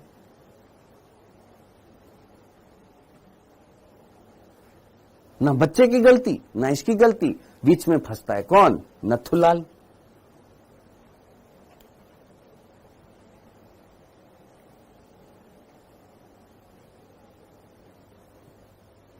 चलो जी आगे बढ़े, इसको लेकर आगे चलते हैं कहानी। आगे क्या लिखा हुआ है हमारी एनसीईआरटी में? आगे लिखा हुआ है क्या? समय के साथ साथ वर्गीकरण की ऐसी पद्धतियां आई जिनमें यह प्रयास किया गया कि भैया एक लक्षण मत देखो, सिर्फ आकार मत देखो, सिर्फ कोशिका की संरचना मत देखो, बहुत सारे लक्षण देखो यार। तुम आकार के साथ साथ प्रजनन देखो, तुम उनके बीच में विकासीय संबंध देखो, विकासीय संबंध या जातिवृत्तीय संबंध देखो, तुम पोषण देखो, ये सारे आधार देखकर फिर क्या दो? आगे की पद्धतियां दो।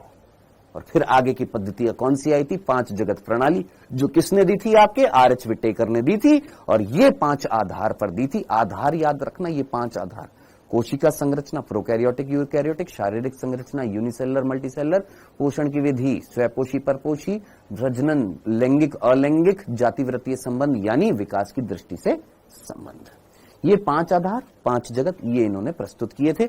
ये अभी नहीं पढ़ना है, ये कब पढ़ना है? एक एक जगत जब कंप्लीट करेंगे तो उसके बाद, जगत कंप्लीट होने के बाद फिर इन सारी चीजों को देखना है। याद रखना क्या, ये यहां पर जो चीज लिखी हुई है ये कब देखना है?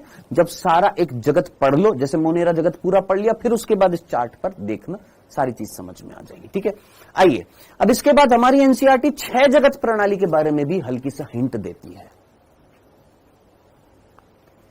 क्या 6 जगत प्रणाली जो है, इसके बारे में भी हमारी एनसीईआरटी में हल्का फुल्की एक चीज बताई है। इस 6 जगत प्रणाली को हम जीवन के 3 डोमेन बोलते हैं, और ये किसने दिया था? सर कार्ल वूज ने दिया था। कौन? कार्ल वूज एक वैज्ञानिक थे जिन्होंने 3 डोमेन या जीवन के 3 डोमेन या 6 जगत प्रणाली दी थी। अब क्या बताया था इन्होंने दोस्त, ये यहां पर लिखा हुआ, लेकिन ये पढ़ने से पहले आपको कल अगर याद हो, कल हम लोगों ने जब चैप्टर पढ़ा था लिविंग वर्ल्ड, तो उसमें हम लोगों ने बात करी थी वर्गीकी संवर्ग, जिसके 7 क्या थे? पद थे, जिसमें सबसे ऊपरी पद जो था उसका नाम क्या था? याद कर, सबसे ऊपर जो पद था वो कौन था? जगत था। और ये भी किसी ने पूछा था और ये बताया था, जगत के ऊपर कौन आता है? याद रखना, डोमेन। जगत के ऊपर या किंगडम के ऊपर कौन आता है? डोमेन। डोमेन को हिंदी में क्या कहा जाता है? याद रखना, डोमेन को बोला जाता है अनुक्षेत्र।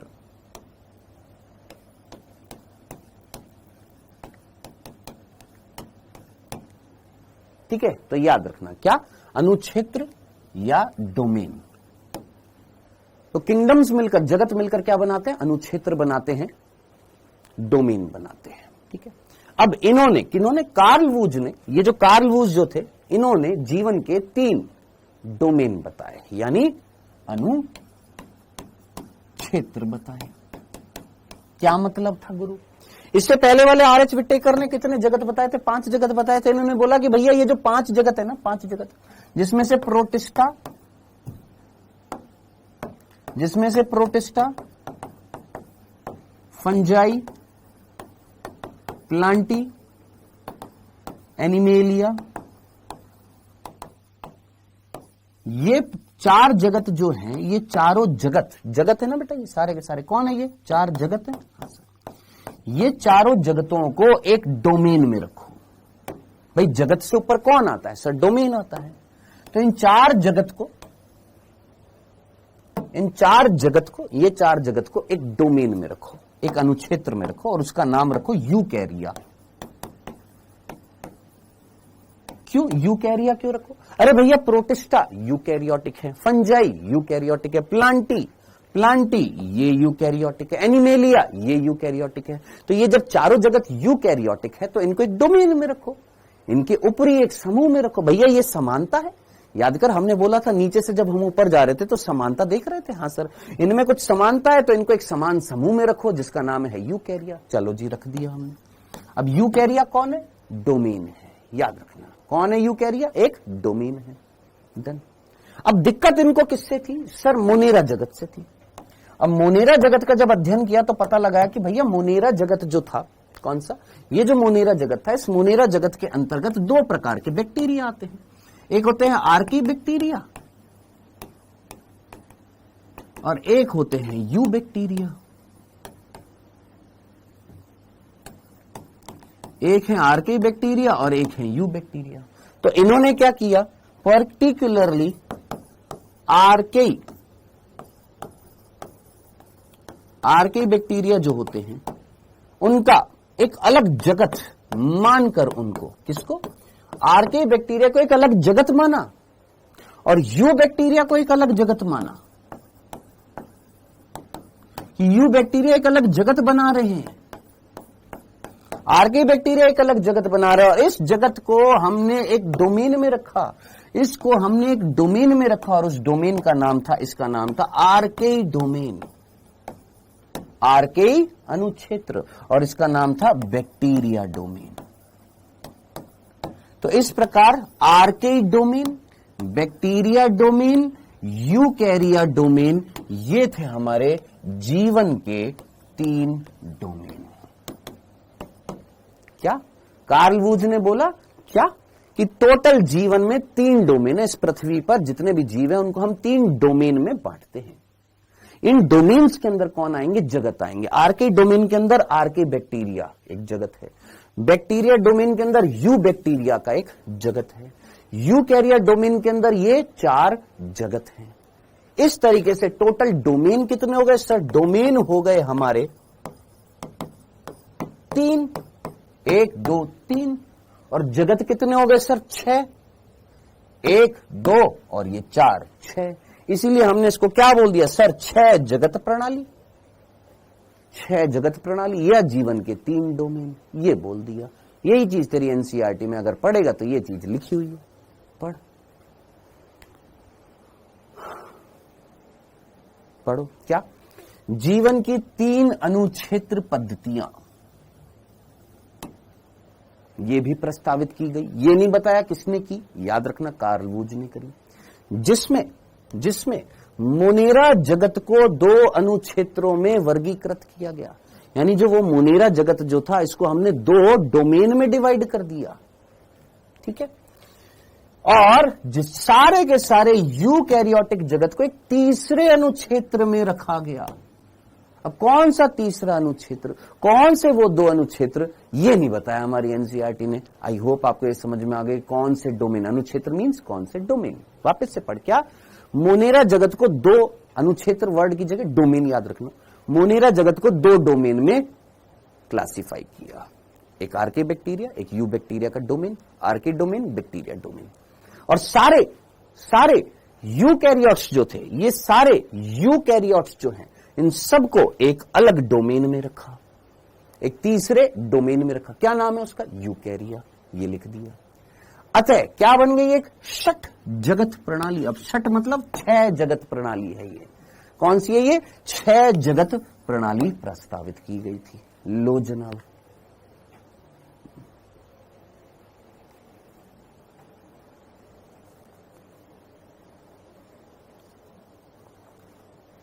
आगे बढ़ते हैं बेटा। यहां पर नेक्स्ट चैप्टर इस तरीके से स्टार्ट होता है आपका। कौन सा? ये वाला। कि सबसे पहले आपके इस चैप्टर में ये प्रणालियों के बारे में बता दिया जाता है, मिक्स करके बताया हमारी एनसीईआरटी में, अलग अलग सेपरेट करके नहीं बताया हुआ है। तो आप सेपरेट करके भी इस तरीके से पढ़ सकते हैं। ये चार्ट सीधा सीधा आपने याद रखना है। इस चैप्टर की शुरुआत कैसे होती है? सबसे पहले आपने इस तरीके से पढ़ना है, हेडिंग डालनी है चैप्टर का नाम, जीव जगत का वर्गीकरण। पहला बिंदु अरस्तु, क्लासिफाई। सबसे पहले सर्वप्रथम वर्गीकरण, प्लांट 3 भाग, वृक्ष, शाख और झाड़ियां, ठीक है। एनिमल्स, बिना लाल रक्त के लाल रक्त वाले, ये पहला बिंदु। दूसरा, 2 जगत प्रणाली, ये पूरा लिख दे। 3 जगत प्रणाली, ये पूरा लिख दे। जो यहां लिखा हुआ है एरो करके यहां दिखा देना जरूर, ठीक है। फिर 4 जगत प्रणाली, ये लिख दे।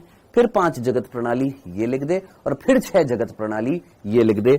इतना लिख देगा, इस चैप्टर का इनिशियल टॉपिक जो है वो सारा कवर हो जाएगा नोट्स में,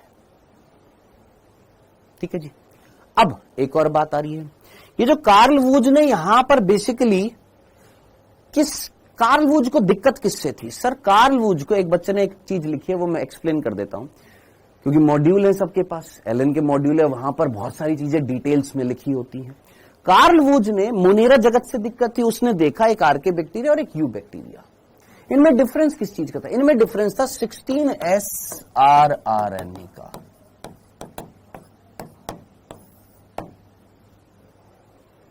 है ना? किसका डिफरेंस था? 16S rRNA का। अब 16S rRNA किस में मिलेगा? इसमें। और rRNA क्या बनाता था? राइबोसोम बनाता था, राइबोसोम की छोटी इकाई बनाता था। तो ये आधार बनाकर उन्होंने बैक्टीरिया को 2 भागों में बांटा, आर्की बैक्टीरिया और यू बैक्टीरिया। अब इन दोनों में डिफरेंस सिर्फ इसी का ही होता है? नहीं, और भी डिफरेंस होते हैं। अब क्या डिफरेंस होता है अकॉर्डिंग टू एनसीईआरटी? क्या याद रखना है? ये याद नहीं रखना है आपने, ये उस मॉड्यूल में लिखा हुआ है।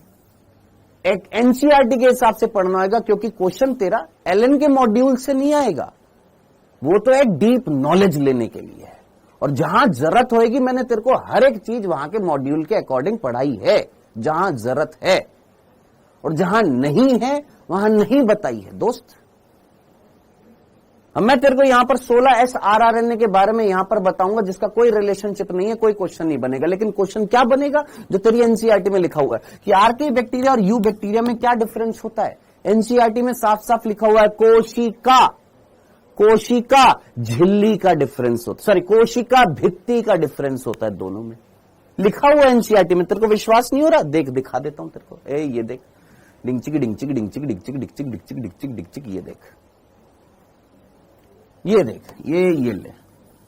तो थोड़ा विश्वास के साथ चलो, ठीक है। जो पढ़ा रहा हूं लॉजिकली पढ़ा रहा हूं, बहुत सोच समझ कर पढ़ा रहा हूं। कितना पढ़ाना, कितना नहीं पढ़ाना, कितना जरूरी है, कितना जरूरी नहीं है, क्या क्वेश्चन बनेगा, क्या नहीं बनेगा, ठीक है। लिखा हुआ आधे bacteria, archaebacteria normal eubacteria से किस आधार पर अलग होते हैं? कोशिका भित्ति की संरचना के आधार पर अलग होते हैं, ये लिखा हुआ है, जिससे क्वेश्चन बन सकता है। 16S rRNA से नहीं बनेगा। आइए क्या पढ़ने वाले बेटा? मोनेरा जगत की बात करने वाले। मोनेरा जगत वैसे तो हम ऑलरेडी सेल वाले चैप्टर में, अब ये मत कहना कि सर हमने सेल वाले चैप्टर में आरंभ 2 में हमने प्रोकैरियोटिक कोशिका भी नहीं पढ़ी है। ये मत कहना।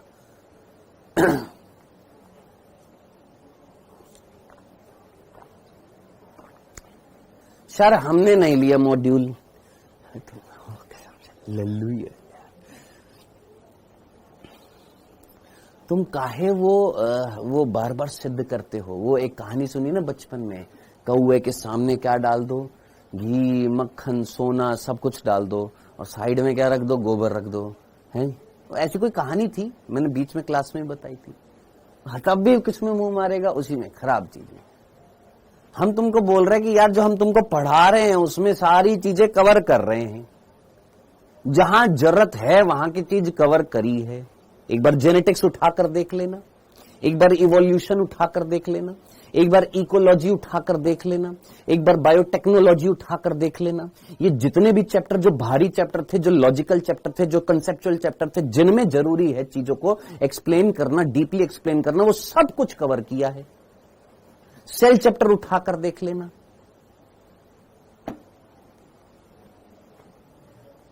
नहीं, हमारे पास मॉड्यूल नहीं, हम क्या करें? तुम बेटा एक काम करो, गोलगप्पे खाओ और सो जाओ। क्या करना है? गोलगप्पे खाइए और सो जाइए। हम जो पढ़ा रहे हैं ऐसे ही है ना? ऐसे ही है बेटा। ऐसे ही आ गए सर हम तो बैच में मौज लेने के लिए। आप टीचर हल्के हो, बाकी टीचर भारी हैं, बाकी जगह कोर्स हो गया, आपका अभी तक कोर्स नहीं हो रहा। जिनके कोर्स हुए हैं एक बार उनसे पूछ ले, है ना कुछ तो कटा है या काटा है। अब किसका काटा है, क्या कटा है, किसने काटा है, उनसे पूछ लेना। ठीक है दोस्त, फोकस करिए यहां पर। मोनेरा जगत, मोनेरा जगत की जब हम बात करते तो मोनेरा जगत में बहुत सीधी सी बातें लिखी हुई है। क्या जितने भी बैक्टीरिया हैं उन सभी को किसमें रखा गया है, मोनेरा जगत में रखा गया है। क्यों? क्योंकि प्रोकैरियोट्स और प्रोकैरियोट जो है वो किसमें आते हैं, मोनेरा जगत में आते हैं। ठीक है साहब, इसमें किसको रखा गया सर, बिंदु दर बिंदु पढ़ते जाना, बहुत सिंपल सा। मोनेरा जगत बहुत सिंपल है यार, ये बहुत जल्दी निपटेगा। मोनेरा जगत के अंतर्गत कौन आते हैं सर, बैक्टीरिया आते हैं। हाँ सर, सबसे ज्यादा ये वो सूक्ष्म जीव है जो इस पृथ्वी पर सबसे ज्यादा संख्या में मिलते हैं, हर जगह मिलते हैं। एक चम्मच में अगर आपने मिट्टी उठा ली है तो उस मिट्टी में कितने बैक्टीरिया मिलेंगे, इतने जितने मनुष्य इस पृथ्वी पर मिल रहे हैं। क्या मुट्ठी भर मिट्टी में सैकड़ों प्रकार के क्या मिलेंगे सर, बैक्टीरिया मिलेंगे। कहां पर मिल रहे हैं सर, ये हर जगह मिल रहे हैं। ये गर्म स्थानों पर मिल रहे हैं, मरुस्थल में मिल रहे हैं, बर्फ में मिल रहे हैं, गहरे समुद्रों में मिल रहे हैं, प्रतिकूल परिस्थितियों में मिल रहे हैं, अनुकूल परिस्थितियों में मिल रहे हैं। ये हर जगह मिल रहे हैं, ये दूसरे जीवों में मिल रहे हैं, ये हर जगह मिल रहे हैं यार। ह्यूमन हेल्थ एंड डिजीज पढ़ लिया, हाँ सर। बैक्टीरियल डिजीज पढ़ ली, हाँ सर। परपोषी होते कि नहीं होते, स्वपोषी होते कि नहीं होते, हाँ सर। दंडना दंडन, इतनी सी बात समझ में आ गई। चल ये भी लिखा हुआ है, बैक्टीरिया अन्य जीवों पर परजीवी के रूप में मिलते हैं। फटाफट जल्दी से बता, क्या इन बिंदुओं में किसी को दिक्कत थी?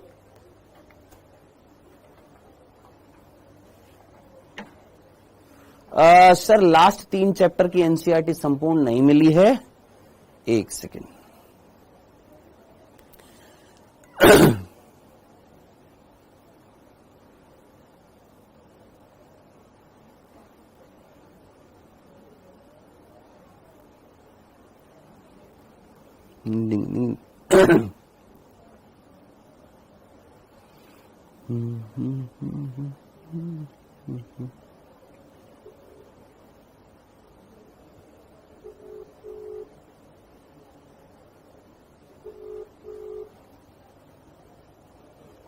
हेलो, हाँ जी मैडम, वो डाल दी है क्या?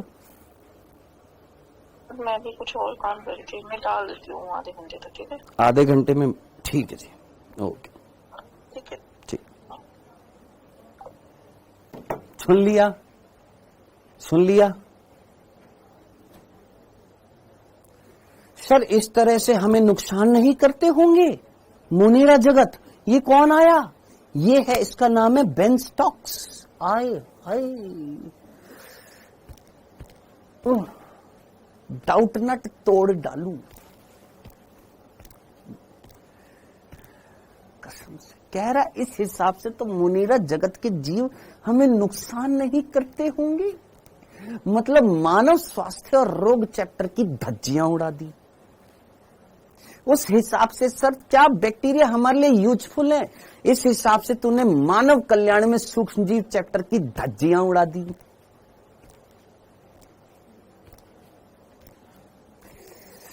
लाओ यार कोई छुरी ले आओ, हम काट दें यार कसम से।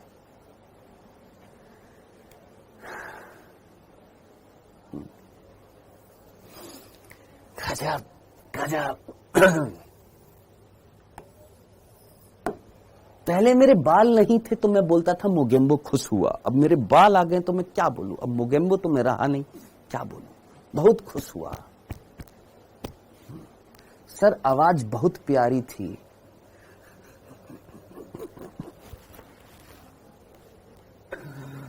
मेरी मम्मी, अरे यार पापा जी यार एक दुकान ही खुलवा देते मेरे को, गल्ले पर बैठ जाता चुपचाप।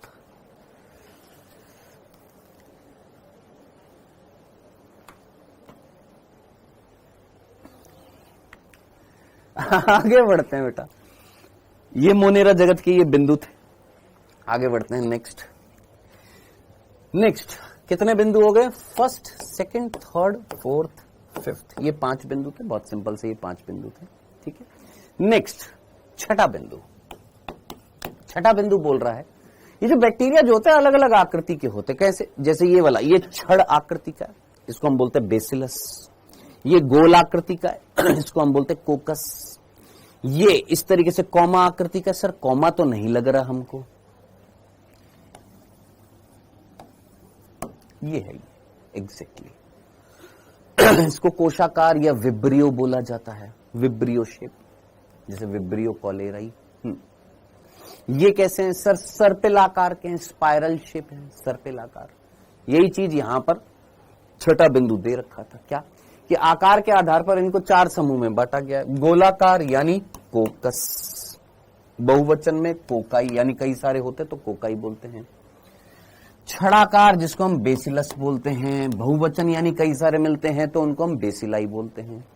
कॉमा आकृति के मिलते हैं इस तरीके से, ये कॉमा बनता है तो ये बैक्टीरिया, उसमें ये कशाभिका होती है, उस वजह से कॉमा शेप बन जाता है। ये जो कॉमा आकृति के होते हैं इनको हम क्या बोलते हैं? विब्रियो। क्या बोलते हैं? विब्रियो या विब्रियम, विब्रियो बोलते हैं, कईयों को विब्रिया बोलते हैं। सर्पिल आकृति के स्पाइरेलम, बहुत सारों को स्पाइरेला बोल देते हैं। ये हमारा छठा बिंदु था क्या मोनेरा जगत में बैक्टीरिया के आकार, जो हम सेल चैप्टर में भी देख चुके थे। आगे बढ़ते हैं बेटा जी, यहां पर एनसीईआरटी में ये एग्जांपल दे रखा है, इस तरीके से डायग्राम दे रखा है।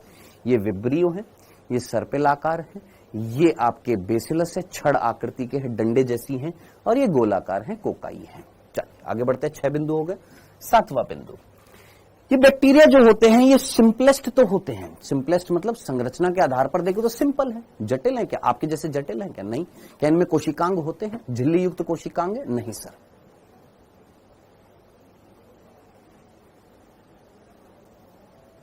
ठीक है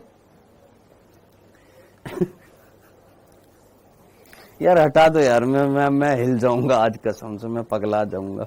एक है डॉक्टर विश्वास, सर आप पढ़ाते तो अच्छा हो लेकिन सर आप एक है ना गड़बड़ी करते हो। सर आप जो लाते हो ना सर, इसको प्लीज व्हाइट पे लेकर आया करो। शायद तू ही था जिसने रात को मेरे को मैसेज किया था 1 बजे, है ना। आप बेस्ट हो, मस्त पढ़ाते हो, लेकिन प्लीज नोट्स को व्हाइट स्लाइड पर लाया करो। हटा दो भैया, आज नहीं झेला जा रहा। आज बिल्कुल बिल्कुल हटा ही दो, कसम से हटा दो। या तो इनका सिलेक्शन कतई नहीं होने वाला, या हम पागल हो जाएंगे। देखो 2 ही कंडीशन है। संरचना में ये कैसे होते हैं? बिल्कुल सिंपल होते हैं, सिंपलेस्ट होते हैं। कैसे भैया? क्या इनके अंदर कोशिकांग वोशिकांग हैं? झिल्ली युक्त कोशिकांग, अंतःप्रेद्रव्य जालिका, गोल्जी का, ये सारी चीजें मिलती है। अरे भैया प्रोकैरियोट सर, तो स्ट्रक्चरली कैसे है सर? ये सिंपल है, बिल्कुल सरल जीव है। हाँ, लेकिन कहीं ना कहीं ये कई सारी जटिलताएं भी दिखाते हैं, बहुत कॉम्प्लेक्सिटी भी दिखाते हैं। कैसे सर? जैसे मैं आपसे पूछूं पोषण के आधार पर, क्या आप स्वयपोषी हो? अपना खाना खुद बनाते हो? हमको पता है आप में से कई बांगड़ू बोलेंगे हाँ सर बनाते हैं, हम अपने घर में खुद खाना बनाते हैं, रात को पढ़ने के बाद खुद खाना बनाते हैं। मैं बोल रहा हूं तुम्हारे शरीर में खाना बनता है। आज तुम्हारे शरीर में कढ़ी, चावल, आपके शरीर में रोटी, मोमोज, ये बना, चाउमीन वोमिन बनी है क्या आपके शरीर में? नहीं ना। आप स्वयपोषी हो? नहीं, हम परपोषी, हम दूसरे जीवों से पोषण ले रहे हैं। सिंपल सा था। ये इतना पढ़ने के बाद पता नहीं मेरे को ये चीजें क्यों पढ़ानी पड़ रही हैं। मैं ही पगलेट हूं। इतना सब कुछ पढ़ा दिया, इतना सब कुछ पढ़ा दिया, उसके बावजूद मैं इस निम्न स्तर पर आया हूं ये समझाने के लिए। मैं ही लल्लू हूं कसम से। हाँ भैया, क्या हम स्वयपोषी के परपोषी? ऑब्वियस ही बात है हम परपोषी हैं। प्लांट्स की बात करें, स्वयपोषी हैं, है ना। अब मैं आपसे बोलूं कि ये जो बैक्टीरिया जो है ये स्वयपोषी के परपोषी है, तो ये दोनों प्रकार का पोषण दिखा रहे हैं।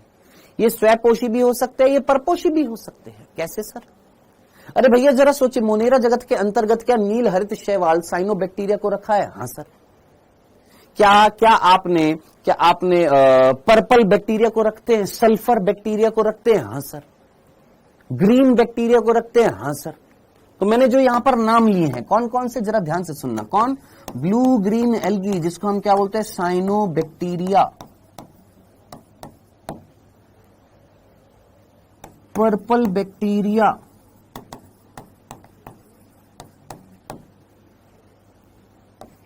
आपका green bacteria,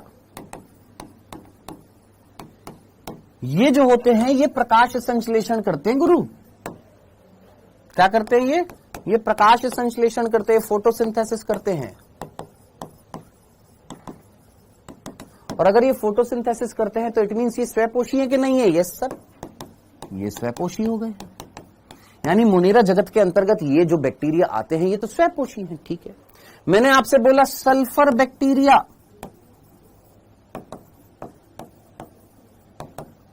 nitrifying bacteria,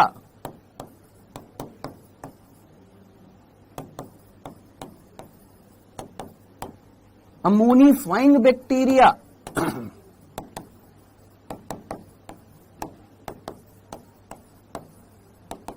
nitrogen fixing bacteria,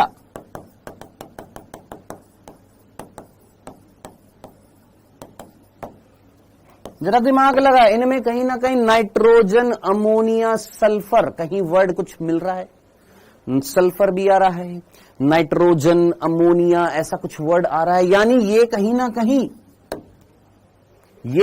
कहीं ये वो बैक्टीरिया हैं जो रसायनों का ऑक्सीकरण करके, किसका? केमिकल्स का ऑक्सीकरण करके ऊर्जा उत्पन्न करते हैं, एटीपी अपने अंदर प्रोड्यूस करते हैं और उसी एटीपी का इस्तेमाल करके भोजन का निर्माण करते हैं। तो इनको हम क्या बोलते हैं? कीमो ऑटोट्रॉफ, रसायन स्वयपोषी।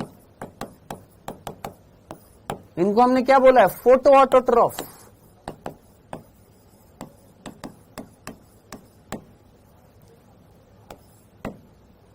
प्रकाश संश्लेषी, यानी प्रकाशीय ऊर्जा का इस्तेमाल करके खाना बनाना, प्रकाश संश्लेषी। रसायनों को बदलकर उससे ऊर्जा का इस्तेमाल करके खाना बनाना, रसायन संश्लेषी। सर ये तो हमने विकास चैप्टर में भी पढ़ा था। ये क्या है सर? ये स्वयपोषी। यानी आपके बैक्टीरिया स्वयपोषी हो सकते हैं। हाँ, कौन से? सर प्रकाश संश्लेषी भी हो सकते हैं, रसायन संश्लेषी भी हो सकते हैं। और क्या परपोषी भी होते हैं? ज्यादातर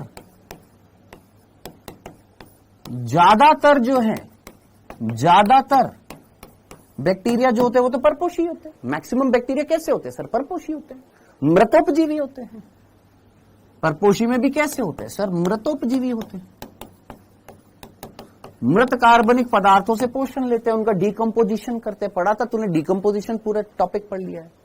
तो अगर मैं पोषणता का आधार अगर देखूं तो क्या मुनीरा जगत के अंतर्गत बहुत ज्यादा विविधता पाई जा रही है? अरे विविधता नहीं मिल रही कि स्वयपोषी भी हैं, उसमें से प्रकाश संश्लेषी भी हैं, उसमें रसायन संश्लेषी भी हैं, परपोषी भी हैं, जो मृतोपजीवी भी हैं, परजीवी भी हैं। वो बैक्टीरिया जो आपके अंदर रहकर आपको रोग फैलाते हैं, आपके अंदर जाकर आपको रोग फैलाते हैं, वो क्या है सर? परजीवी है। सोचिए, तो कुल मिलाकर बहुत ज्यादा विविधता पाई जा रही है उपापचय की दृष्टि से। किसकी दृष्टि से? उपापचय की दृष्टि से या पोषणता की दृष्टि से इनके अंदर बहुत ही ज्यादा क्या पाई जाती है? जटिलता पाई जाती है। अब मैं आपको बताता हूं हमारी हिंदी मीडियम की एनसीईआरटी में क्या मिस्टेक है।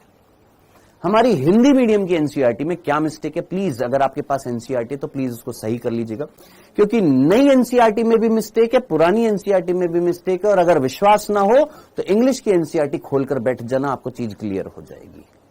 क्या मिस्टेक है देखिएगा।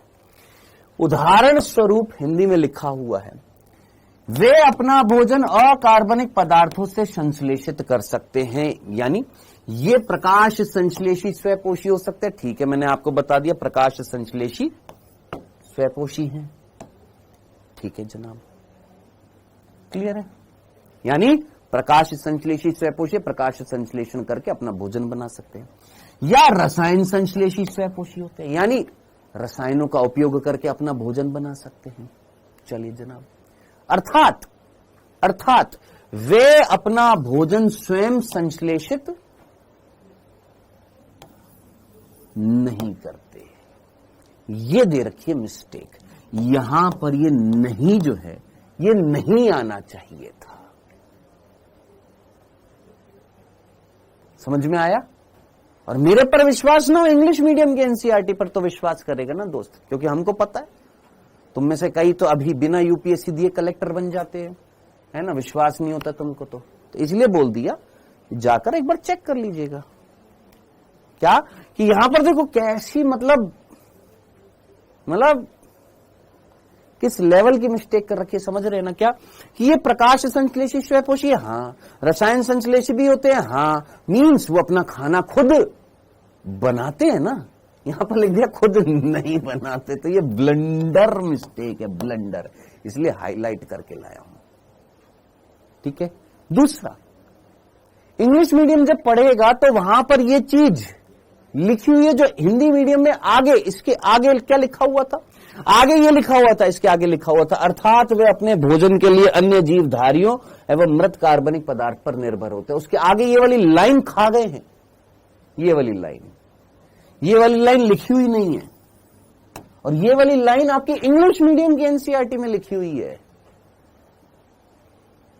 क्या ये जो लाइन है ना, यहां से यहां तक की लाइन चेक कर लेना, इंग्लिश मीडियम में लिखा हुआ है मैक्सिमम बैक्टीरिया आर हेट्रोट्रॉफ्स, देख लेना, लिखा हुआ है maximum bacteria are heterotrophs, means ज्यादातर विषमपोषी होते हैं, मतलब वे अपने भोजन के लिए अन्य जीवधारियों या मृत कार्बनिक पदार्थ पर निर्भर होते हैं। अब आपकी एनसीईआरटी में यहां के बाद सीधा ये लाइन लिखी हुई थी, यहां से देखो, पढ़ो, आपकी एनसीईआरटी में क्या लिखा हुआ है, अपना भोजन स्वयं संश्लेषित नहीं करते, अर्थात देखो ऐसे लिखा हुआ, अपना भोजन स्वयं संश्लेषित नहीं करते, अर्थात देख लो सीधा यहां के बाद नहीं करते के बाद यहां से लाइन स्टार्ट हो गई है और मिक्स कर दिया है दोनों चीजों को, और दोनों स्टेटमेंट दोनों अलग अलग हैं। ये वाली स्टेटमेंट जो है वो बता रही है स्वयंपोषी को, और यहां जो स्टेटमेंट देनी थी वो बतानी थी परपोषी को, जो इंग्लिश मीडियम में बिल्कुल करेक्ट दी हुई है। हिंदी में पता नहीं किस अनाड़ी ने यहां पर ये छापी है, कसम से। डन, आप चेक कर सकते हो और फाइनली वहां पर लिख सकते हो क्या, ये लाइन जो लिखी हुई नहीं थी।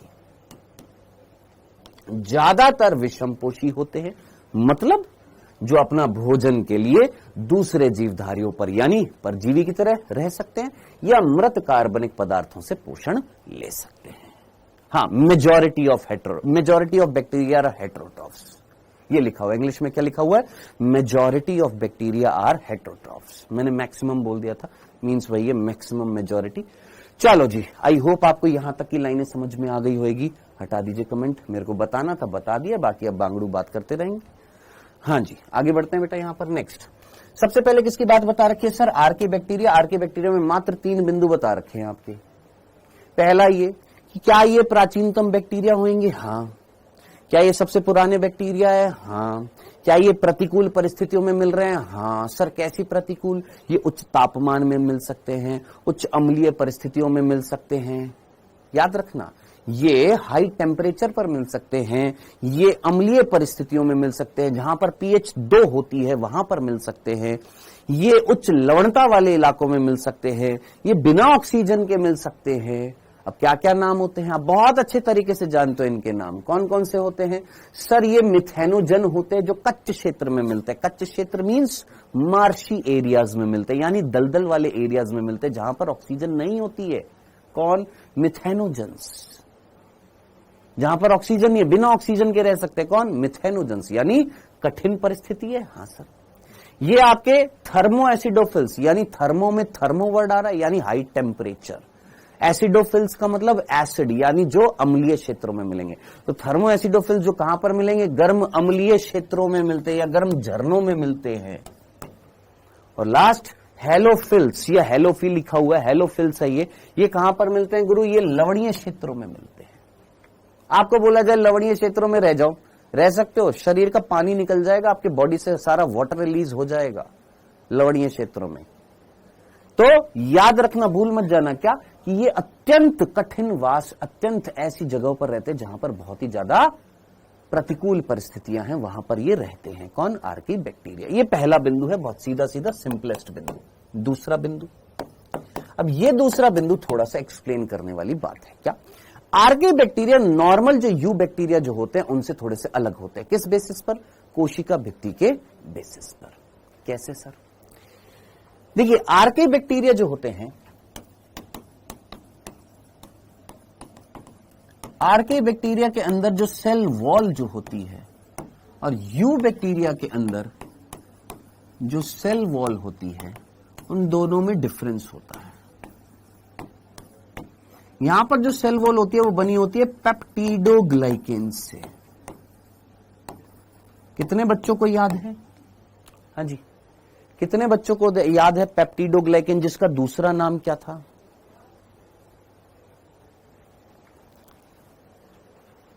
सर ये कैसे रह पाते हैं बेटा? ये चुन्नी ओढ़ लेते हैं बाहर की प्रतिकूल परिस्थितियों से, ये अपने आप को बचा रहे, चुन्नी ओढ़ लेते हैं अपने चारों तरफ ना, घूंघट काट लेते हैं। ये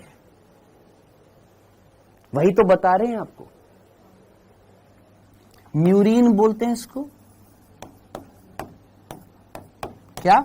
पेप्टिडोग्लाइकेन या म्यूरिन बोला था? हाँ सर। जो किससे बनी हुई थी याद करो, N acetyl glucose amine, N acetyl muramic acid, NaM NaG। याद आ रहा है? याद आ रहा है? तो यहां पर जो सेल वॉल होती है यू बैक्टीरिया के अंदर, वो किससे बनी होती है? पेप्टिडोग्लाइकेन से। यहां पर जो सेल वॉल होती है उसमें पेप्टिडोग्लाइकेन नहीं होता, याद रखना है आपने। यहां पर पेप्टिडोग्लाइकेन नहीं होता, स्यूडो पेप्टिडोग्लाइकेन होता है। एक ट्रू पेप्टिडोग्लाइकेन नहीं होता, एक स्यूडो पेप्टिडोग्लाइकेन होता है। यानी जो ट्रू पेप्टिडोग्लाइकेन नहीं होता, वास्तविक पेप्टिडोग्लाइकेन नहीं होता। जैसे यहां पर वास्तविक पेप्टिडोग्लाइकेन क्या होता है? जिसमें NAG NaM होता है। अब NAG NaM क्या है सर? हमने जैव अणु में पढ़ा था। कितने बच्चों को याद है? अब ये मत कहना सर जैव अणु भी नहीं पढ़ाया सर आरंभ 2 में। NAG NaM काइटिन पढ़ाया था, वहां पर भी बताया था। तो यहां पर ये जो पेप्टिडो यहां पर जो मिल रहा है उसका नाम है स्यूडो पेप्टिडोग्लाइकेन, जिसमें NAG और वास्तविक NaM नहीं होता है। क्या होता है तेरे को उससे कोई लेना देना नहीं है, बस इतना पर फोकस कर। यहां पर ट्रू पेप्टिडोग्लाइकेन नहीं है, एक फॉल्स टाइप का एक पेप्टिडोग्लाइकेन है। और यही स्यूडो पेप्टिडोग्लाइकेन जो होता है ये प्रोटेक्शन करता है। किससे? प्रतिकूल परिस्थितियों से।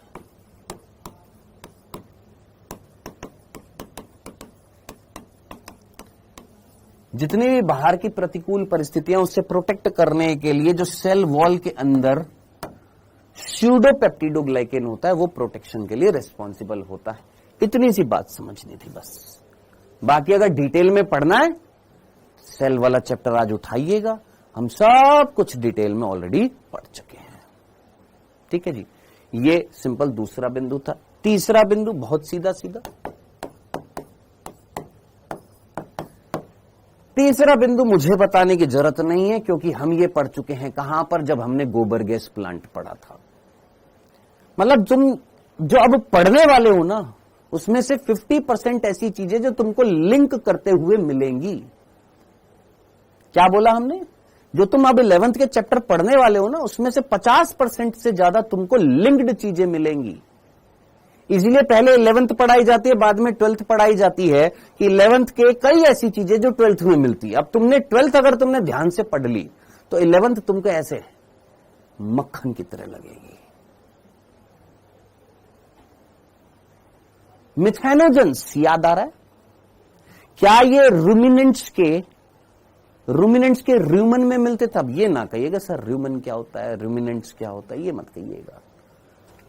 रूमिनेंट्स पशु जो होते हैं जैसे गाय भैंस, इनकी जो आंत जो होती है, इनका आमाशय जो होता है जिसको हम रूमन बोलते हैं, इनकी आंत में ये पाए जाते हैं जिसमें गोबर गैस का उत्पादन होता है। और ये जो गोबर जब बाहर निकलता है तो उस गोबर के अंदर भी क्या होता है? मिथेनोजन होते हैं।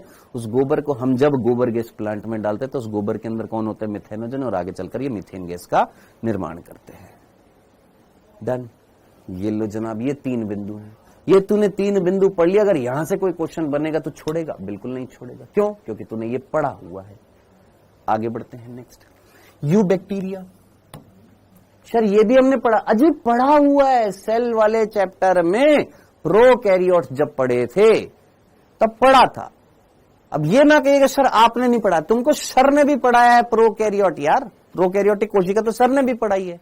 तो ये जो चीज पढ़ रहे हो वो सर ने पढ़ाई है, ठीक है। अब देख यू बैक्टीरिया में क्या ये नहीं बताया कि कोशिका भित्ति होती है कठोर, क्या उसमें कशाभिका होती है।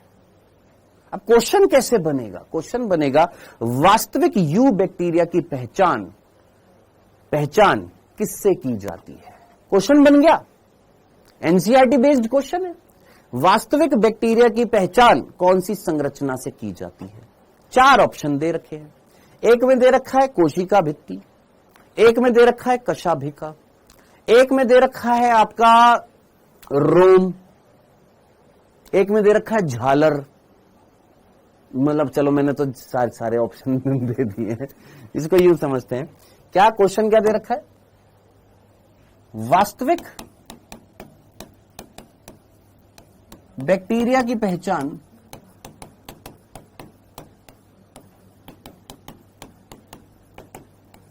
किस संरचना से होती है।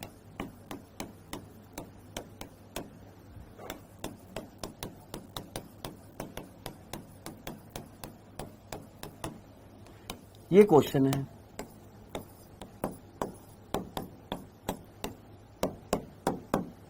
और मेरे को ऐसा इंट्यूशन आ रहा है कि 2024 के नीट के एग्जाम में क्वेश्चन पूछा जाने वाला है वो ये 20वीं शताब्दी का या 20वीं सदी का डार्विन किसे कहा जाता है।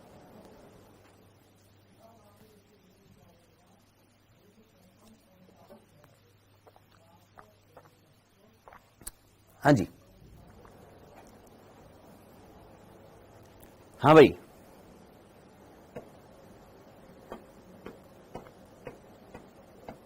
मेयर को है ना, सॉरी हैकल को एक ने, सॉरी मैं हैकल बोल रहा था, अर्नस्ट हैकल को, है ना। कौन था ये अर्नस्ट हैकल वाला, अर्नस्ट हैकल वाला कौन था भाई साहब। ये देखो, एक है अर्नस्ट हैकल और एक है अर्नस्ट मेयर, और ये दोनों की वजह से 40 to 50% बच्चे इस क्वेश्चन को गलत कर चुके हैं, और ये पूछा गया है प्रीवियस ईयर क्वेश्चंस में। 4 ऑप्शन में एक अर्नस्ट मेयर भी था, एक अर्नस्ट हैकल भी था। कई बच्चों ने गलती करी थी, अर्नस्ट हैकल लगाकर आ गए थे। कौन थे, अर्नस्ट मेयर थे, है ना, है ना। चल, तो वास्तविक बैक्टीरिया की पहचान किस संरचना से होती है। पहला ऑप्शन कठोर कोशिका भित्ति,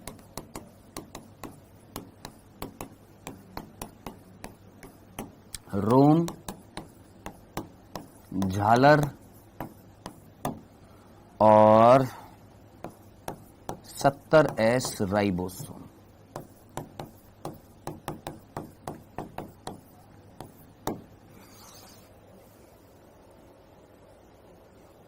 सोचो कितना कंफ्यूज्ड कर देगा एक बच्चे को ये क्वेश्चन, अगर उसने एनसीईआरटी की इस लाइन को नहीं पढ़ा होता। क्यों, क्योंकि उसने जब सेल चैप्टर पढ़ा, प्रोकैरियोटिक कोशिका पढ़ी, तो उसमें रोम भी होता है, अजी झालर भी होता है, अजी 70S राइबोसोम भी होता है, कठोर कोशिका भित्ति भी होती है। लेकिन आंसर क्या है इसका, ये, क्योंकि हम क्वेश्चन जो भी बनेगा एनसीईआरटी बेस्ड बनेगा, और एनसीईआरटी में साफ साफ लाइन लिखी हुई है कि वास्तविक बैक्टीरिया की पहचान किससे होती है, कठोर कोशिका भित्ति और एक कशाभिका से होती है। क्यों सर, बेटा 70S राइबोसोम जो होता है ये आपका आर्की बैक्टीरिया में भी मिलता है, झालर रोम ये आर्की बैक्टीरिया में भी मिल सकते हैं, लेकिन कठोर कोशिका भित्ति जो होती है ये आर्की बैक्टीरिया में नहीं मिलती है, ये वास्तविक बैक्टीरिया में मिलती है। कशाभिका आर्की बैक्टीरिया में नहीं मिलता, यू बैक्टीरिया में मिलता है। समझ में आया, ये जो चीजें हैं ये यू बैक्टीरिया में भी मिलती हैं, आर्की बैक्टीरिया में भी मिलती हैं, लेकिन कठोर कोशिका भित्ति और साथ साथ एक फ्लैजिला, इसलिए हाईलाइट करके लाया हूं। ये छोटी छोटी चीजें हैं जो क्वेश्चन बनाती हैं, और इन छोटी छोटी चीजें जो हाईलाइट करके आपको रखनी है याद। भूलना मत, ठीक है। चलिए, तब जब हम बाद में, जब पेपर हो जाता है ना, उसके बाद में जब बाद में आकर एनसीईआरटी को चेक करते, बोलते अरे यार ये तो एनसीईआरटी बेस्ड क्वेश्चन था, मैं कैसे गलत कराया। डन, चलें आगे, आगे बढ़ते हैं। तो ये बेटा यू बैक्टीरिया, जिसमें पहला बिंदु जो था वो ये कि एक वास्तविक यू बैक्टीरिया की पहचान किससे होती है। ये दो कंडीशन याद रखना। कौन? एक कशाभिका, एक कशाभिका, एक फ्लैजिला, 2 हो, 3 हो, 10 हो, 100 हो, एक मिनिमम एक आपका कशाभिका होना चाहिए और कठोर कोशिका भित्ति होनी चाहिए। वो है हमारा ट्रू वास्तविक बैक्टीरिया। आगे बढ़ते हैं। अब यहां पर यू बैक्टीरिया के बाद में यहां पर साइनो बैक्टीरिया के बारे में कुछ बातें लिखी गई हैं। जरा एक बार फटाफट यहां पर जल्दी से साइनो बैक्टीरिया के ये जितने भी बिंदु हैं एक साथ मैंने लिख दिए यहां पर। साइनो बैक्टीरिया, सोच समझकर स्लाइड बनानी पड़ती है। ये काम करने के लिए रात को 3-3, 4-4 बज जाते हैं। कल रात को मैं सोया था 4 बजे। यहां पर ये जो लिखा हुआ है अब सब कुछ, ये लिखा हुआ है साइनो बैक्टीरिया।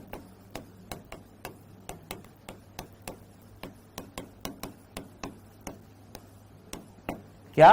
साइनो बैक्टीरिया के बारे में सारी इंफॉर्मेशन है। ए बिंदु, बी बिंदु, सी, डी, ये साइनो बैक्टीरिया के बारे में यहां पर चीजें लिखी गई हैं। इन चीजों को एक बार में पढ़ेंगे, सारी चीज समझ में आ जाएगी।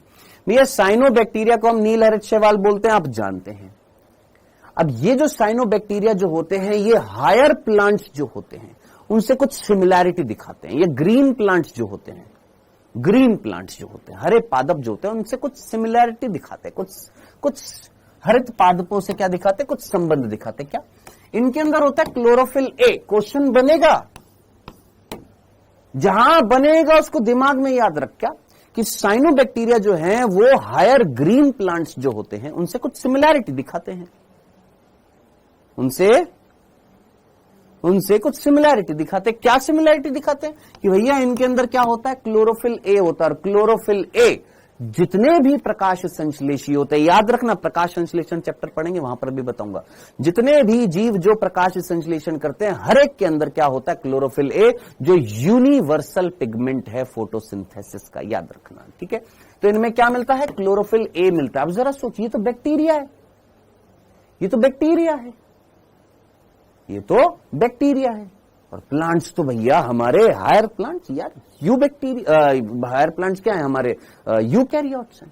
तो कुछ सिमिलैरिटी मिली। हाँ सर, क्लोरोफिल ए यहां पर भी है और वहां पर भी है। क्वेश्चन मेरा आपसे ये है, दोनों बैच से, 1, 2 दोनों से, ये क्लोरोफिल ए साइनो बैक्टीरिया के अंदर कहां मिलेगा? बड़ा करना चैट बॉक्स एक बार, देखते हैं कोशिका वाला चैप्टर किनको कितना याद है। ये क्लोरोफिल ए, ये वर्णक, ये बैक्टीरिया के अंदर कहां मिलेगा? वेल डन, क्लोरोप्लास्ट में, थाइलेकॉइड में, मीजोसोम्स में। आ हा ओए होए होए होए, वेल डन विकास कुमार, शालू कुमारी।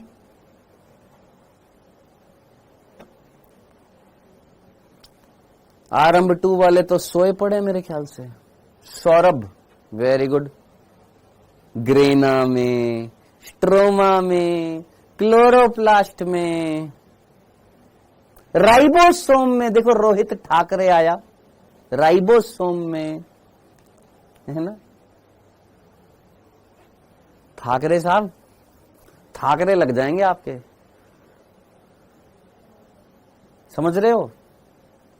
राइबोसोम में तो यहां पर वर्णक डाल रहा है, बहुत बढ़िया। हाँ भाई, कैचे हेट्रोसिस्ट में, हा हेट्रोसिस्ट में मिलते हैं ये। ये मेरी मां, कसम से आज तो मार ही डालोगे। ये पढ़ा था, नहीं पढ़ा था?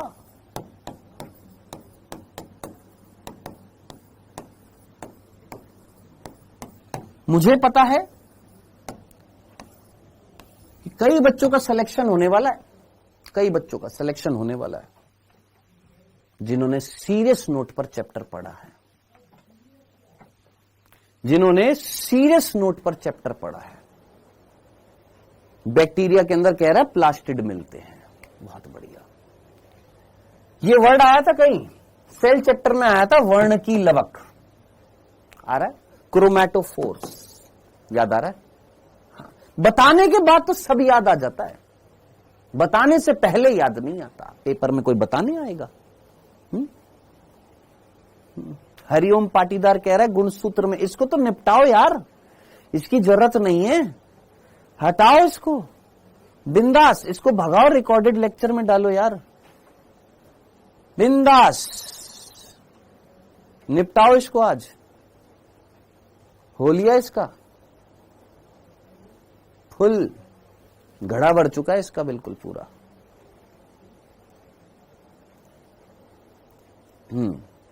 इसको रिकॉर्डेड बैच में डाल दो।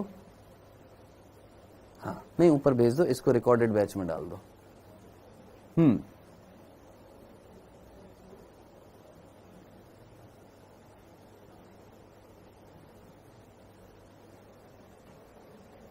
एक ये शाहिद नाम से है, इसको भी निपटाओ फटाफट। शाहिद इधर इधर इस वाले बैच में कह रहा है आपने पिछला चैप्टर इतने अच्छे से पढ़ाया था, नाउ घसीटे मार रहे हो कोर्स कंप्लीट करने के लिए। वाह, घसीटे मार रहा हूं मैं यहां पर कोर्स कंप्लीट करने के लिए, घसीटे मार रहा हूं। वेरी गुड, गजब, मजा आ रहा है। हा हा हा हा हा, क्या बात है।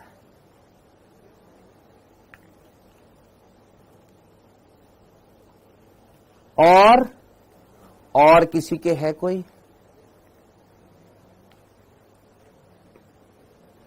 और कोई कुछ कहना चाहता है बिंदास बोले यार, मैं बीच बीच में कमेंट सेक्शन खोल रहा हूं। और कोई शाहिद की तरह कुछ बोलना चाहता है? 3 नाम, सॉरी 4 नाम हो चुके, 4 की मैंने बोली थी फोटो खींचने के लिए, 4 खींच लिए, ठीक है। और कुछ? सर आपका दिल तो रोता होगा ये बातें सुनकर। कहां बेटा, पत्थर बन चुका है अब तो, अब बेटा पत्थर बन चुका है। और कोई है? बता दो, जिसके मन में है ऐसा कोई विचार आ रहा है तो बता दो, कोई दिक्कत नहीं, बिंदास, बिल्कुल उसका पूर्णतः समाधान किया जाएगा, पूर्णतः समाधान। चलो आइए। सो बेटा साइनोबैक्टीरिया जो है, इसमें यह बात समझ में आ गई कि साइनोबैक्टीरिया जो होते हैं इनमें पहला बिंदु, टोटल कितने बिंदु थे गुरु? यहां पर 4 बिंदु थे मैंने बोला, जिसमें पहला बिंदु क्या बता रखा था साइनोबैक्टीरिया का कि भैया साइनोबैक्टीरिया जिसे हमने क्या बोला, ब्लू ग्रीन एल्गी। ठीक है सर, अब ये जो ब्लू ग्रीन एल्गी जो है इनके अंदर क्या मिल रहे हैं सर? वर्णक मिल रहे हैं। कौन सा वर्णक मिल रहा है सर? क्लोरोफिल ए मिल रहा है। वही क्लोरोफिल ए जो कहां पर मिलता है? वर्ण की लवक में मिलता है। किसमें? क्रोमेटोफोर में। डन। ये बिल्कुल हायर प्लांट्स की तरह क्या कर रहे हैं? प्रकाश संश्लेषण कर रहे हैं। चलिए जी, ये था पहला बिंदु किसका? साइनोबैक्टीरिया का। दूसरा बिंदु, साइनोबैक्टीरिया जो होते हैं वो एक कोशिकीय भी हो सकते हैं, कॉलोनी भी बनाते हैं, या तंतु में भी होते हैं। अब सर एकल कोशिकीय कौन सा होता है? कॉलोनी कौन सा बनाता है? तंतु में कौन सा होता है? इसका एग्जाम्पल पढ़ना पड़ेगा। तो आप लोगों ने नॉस्टॉक, ऑसिलेटोरिया, स्पाइरोगायरा ये वर्ड सुने होंगे। ठीक है, एकल कोशिकीय जो था वो कौन सा था बेटा जी हमारा?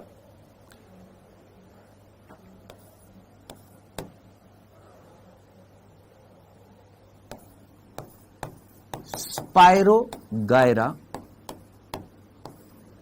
क्या बनाता है हमारा? तंतु में होता है।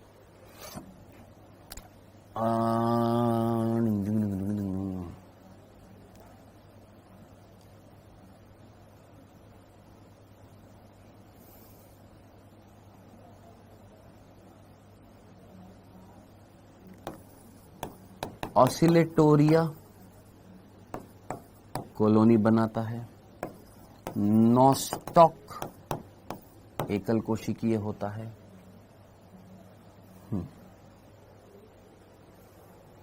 वॉल्वॉक्स, वॉल्वॉक्स बेटा हरी शैवाल होती है। हम यहाँ हरी शैवाल की बात नहीं कर रहे हैं प्रशांत। वॉल्वॉक्स जो है वो हरी शैवाल होती है। वॉल्वॉक्स जो होती है वो क्या होती है? हरी शैवाल होती है। यहां पर वॉल्वॉक्स की बात नहीं कर रहे नीलेश, वॉल्वॉक्स हरी शैवाल होती है। हरी शैवाल थैलोफाइट्स के अंदर आती है। अगला चैप्टर पढ़ेंगे ना प्लांटी किंगडम, वहां पर आएगी, वहां पर आता है। चलिए आज इतना ही पढ़ेंगे बेटा, आज आगे पढ़ाने का मन नहीं कर रहा है यार। अब आज इतना ही कवर करेंगे। कल से क्लास जो है आपकी 1 बजे होगी। कल से 1 PM से क्लास होगी, 3:45 तक चलेगी। ठीक है, कल से 1 बजे से 3:45 तक क्लास चलेगी। ठीक है, आज इतना ही करेंगे। क्या सभी प्लांट्स में क्रोमेटोफोर होता है? बेटा प्लांट्स में क्रोमेटोफोर नहीं होता है गुड़िया, प्लांट्स में क्लोरोप्लास्ट होते हैं। सर आप इन लोगों को बता दो। हाँ बेटा, मैं बस क्लास बंद करके पहले इन चारों को निपटा देता हूं आज ना, फिर कम से कम ये दिखाई नहीं देंगे ना, तो कम से कम ढंग से पढ़ाएंगे, क्योंकि इट हर्ट्स बेटा। आपको नहीं होता होगा, हमें तो जरूर होता है बेटा, क्योंकि ऐसी लैंग्वेज सुनने के बाद में ऐसे बच्चों से जो खुद घसीटे लाल हैं, घिसटते घिसटते आगे बढ़े हैं पता नहीं कैसे कैसे, और यहां आकर ज्ञान देने लग जाते हैं। तो आज इनको निपटा देते हैं, क्योंकि एक लिमिट होती है ना, समझते हैं ना, हर एक आदमी की एक लिमिट होती है। कब तक झेलें कि सोचते हैं कि चलो सीख जाएगा, नहीं करेगा नहीं करेगा नहीं करेगा, लेकिन फाइनली इतनी बदतमीजी करने लग जाए कि फिर अब वो ऊपर ही चला जाए कि आदमी मेंटली स्टेबल ना हो पढ़ाने के लिए। तो इससे बेटर है कि क्लास से बाहर निकाल दो उस बच्चे को। तो वही करने जा रहा हूं अब। ठीक है, इन चारों को 4 नाम लिख लिए आज। इनको बाय बाय चारों, तुम टेक केयर।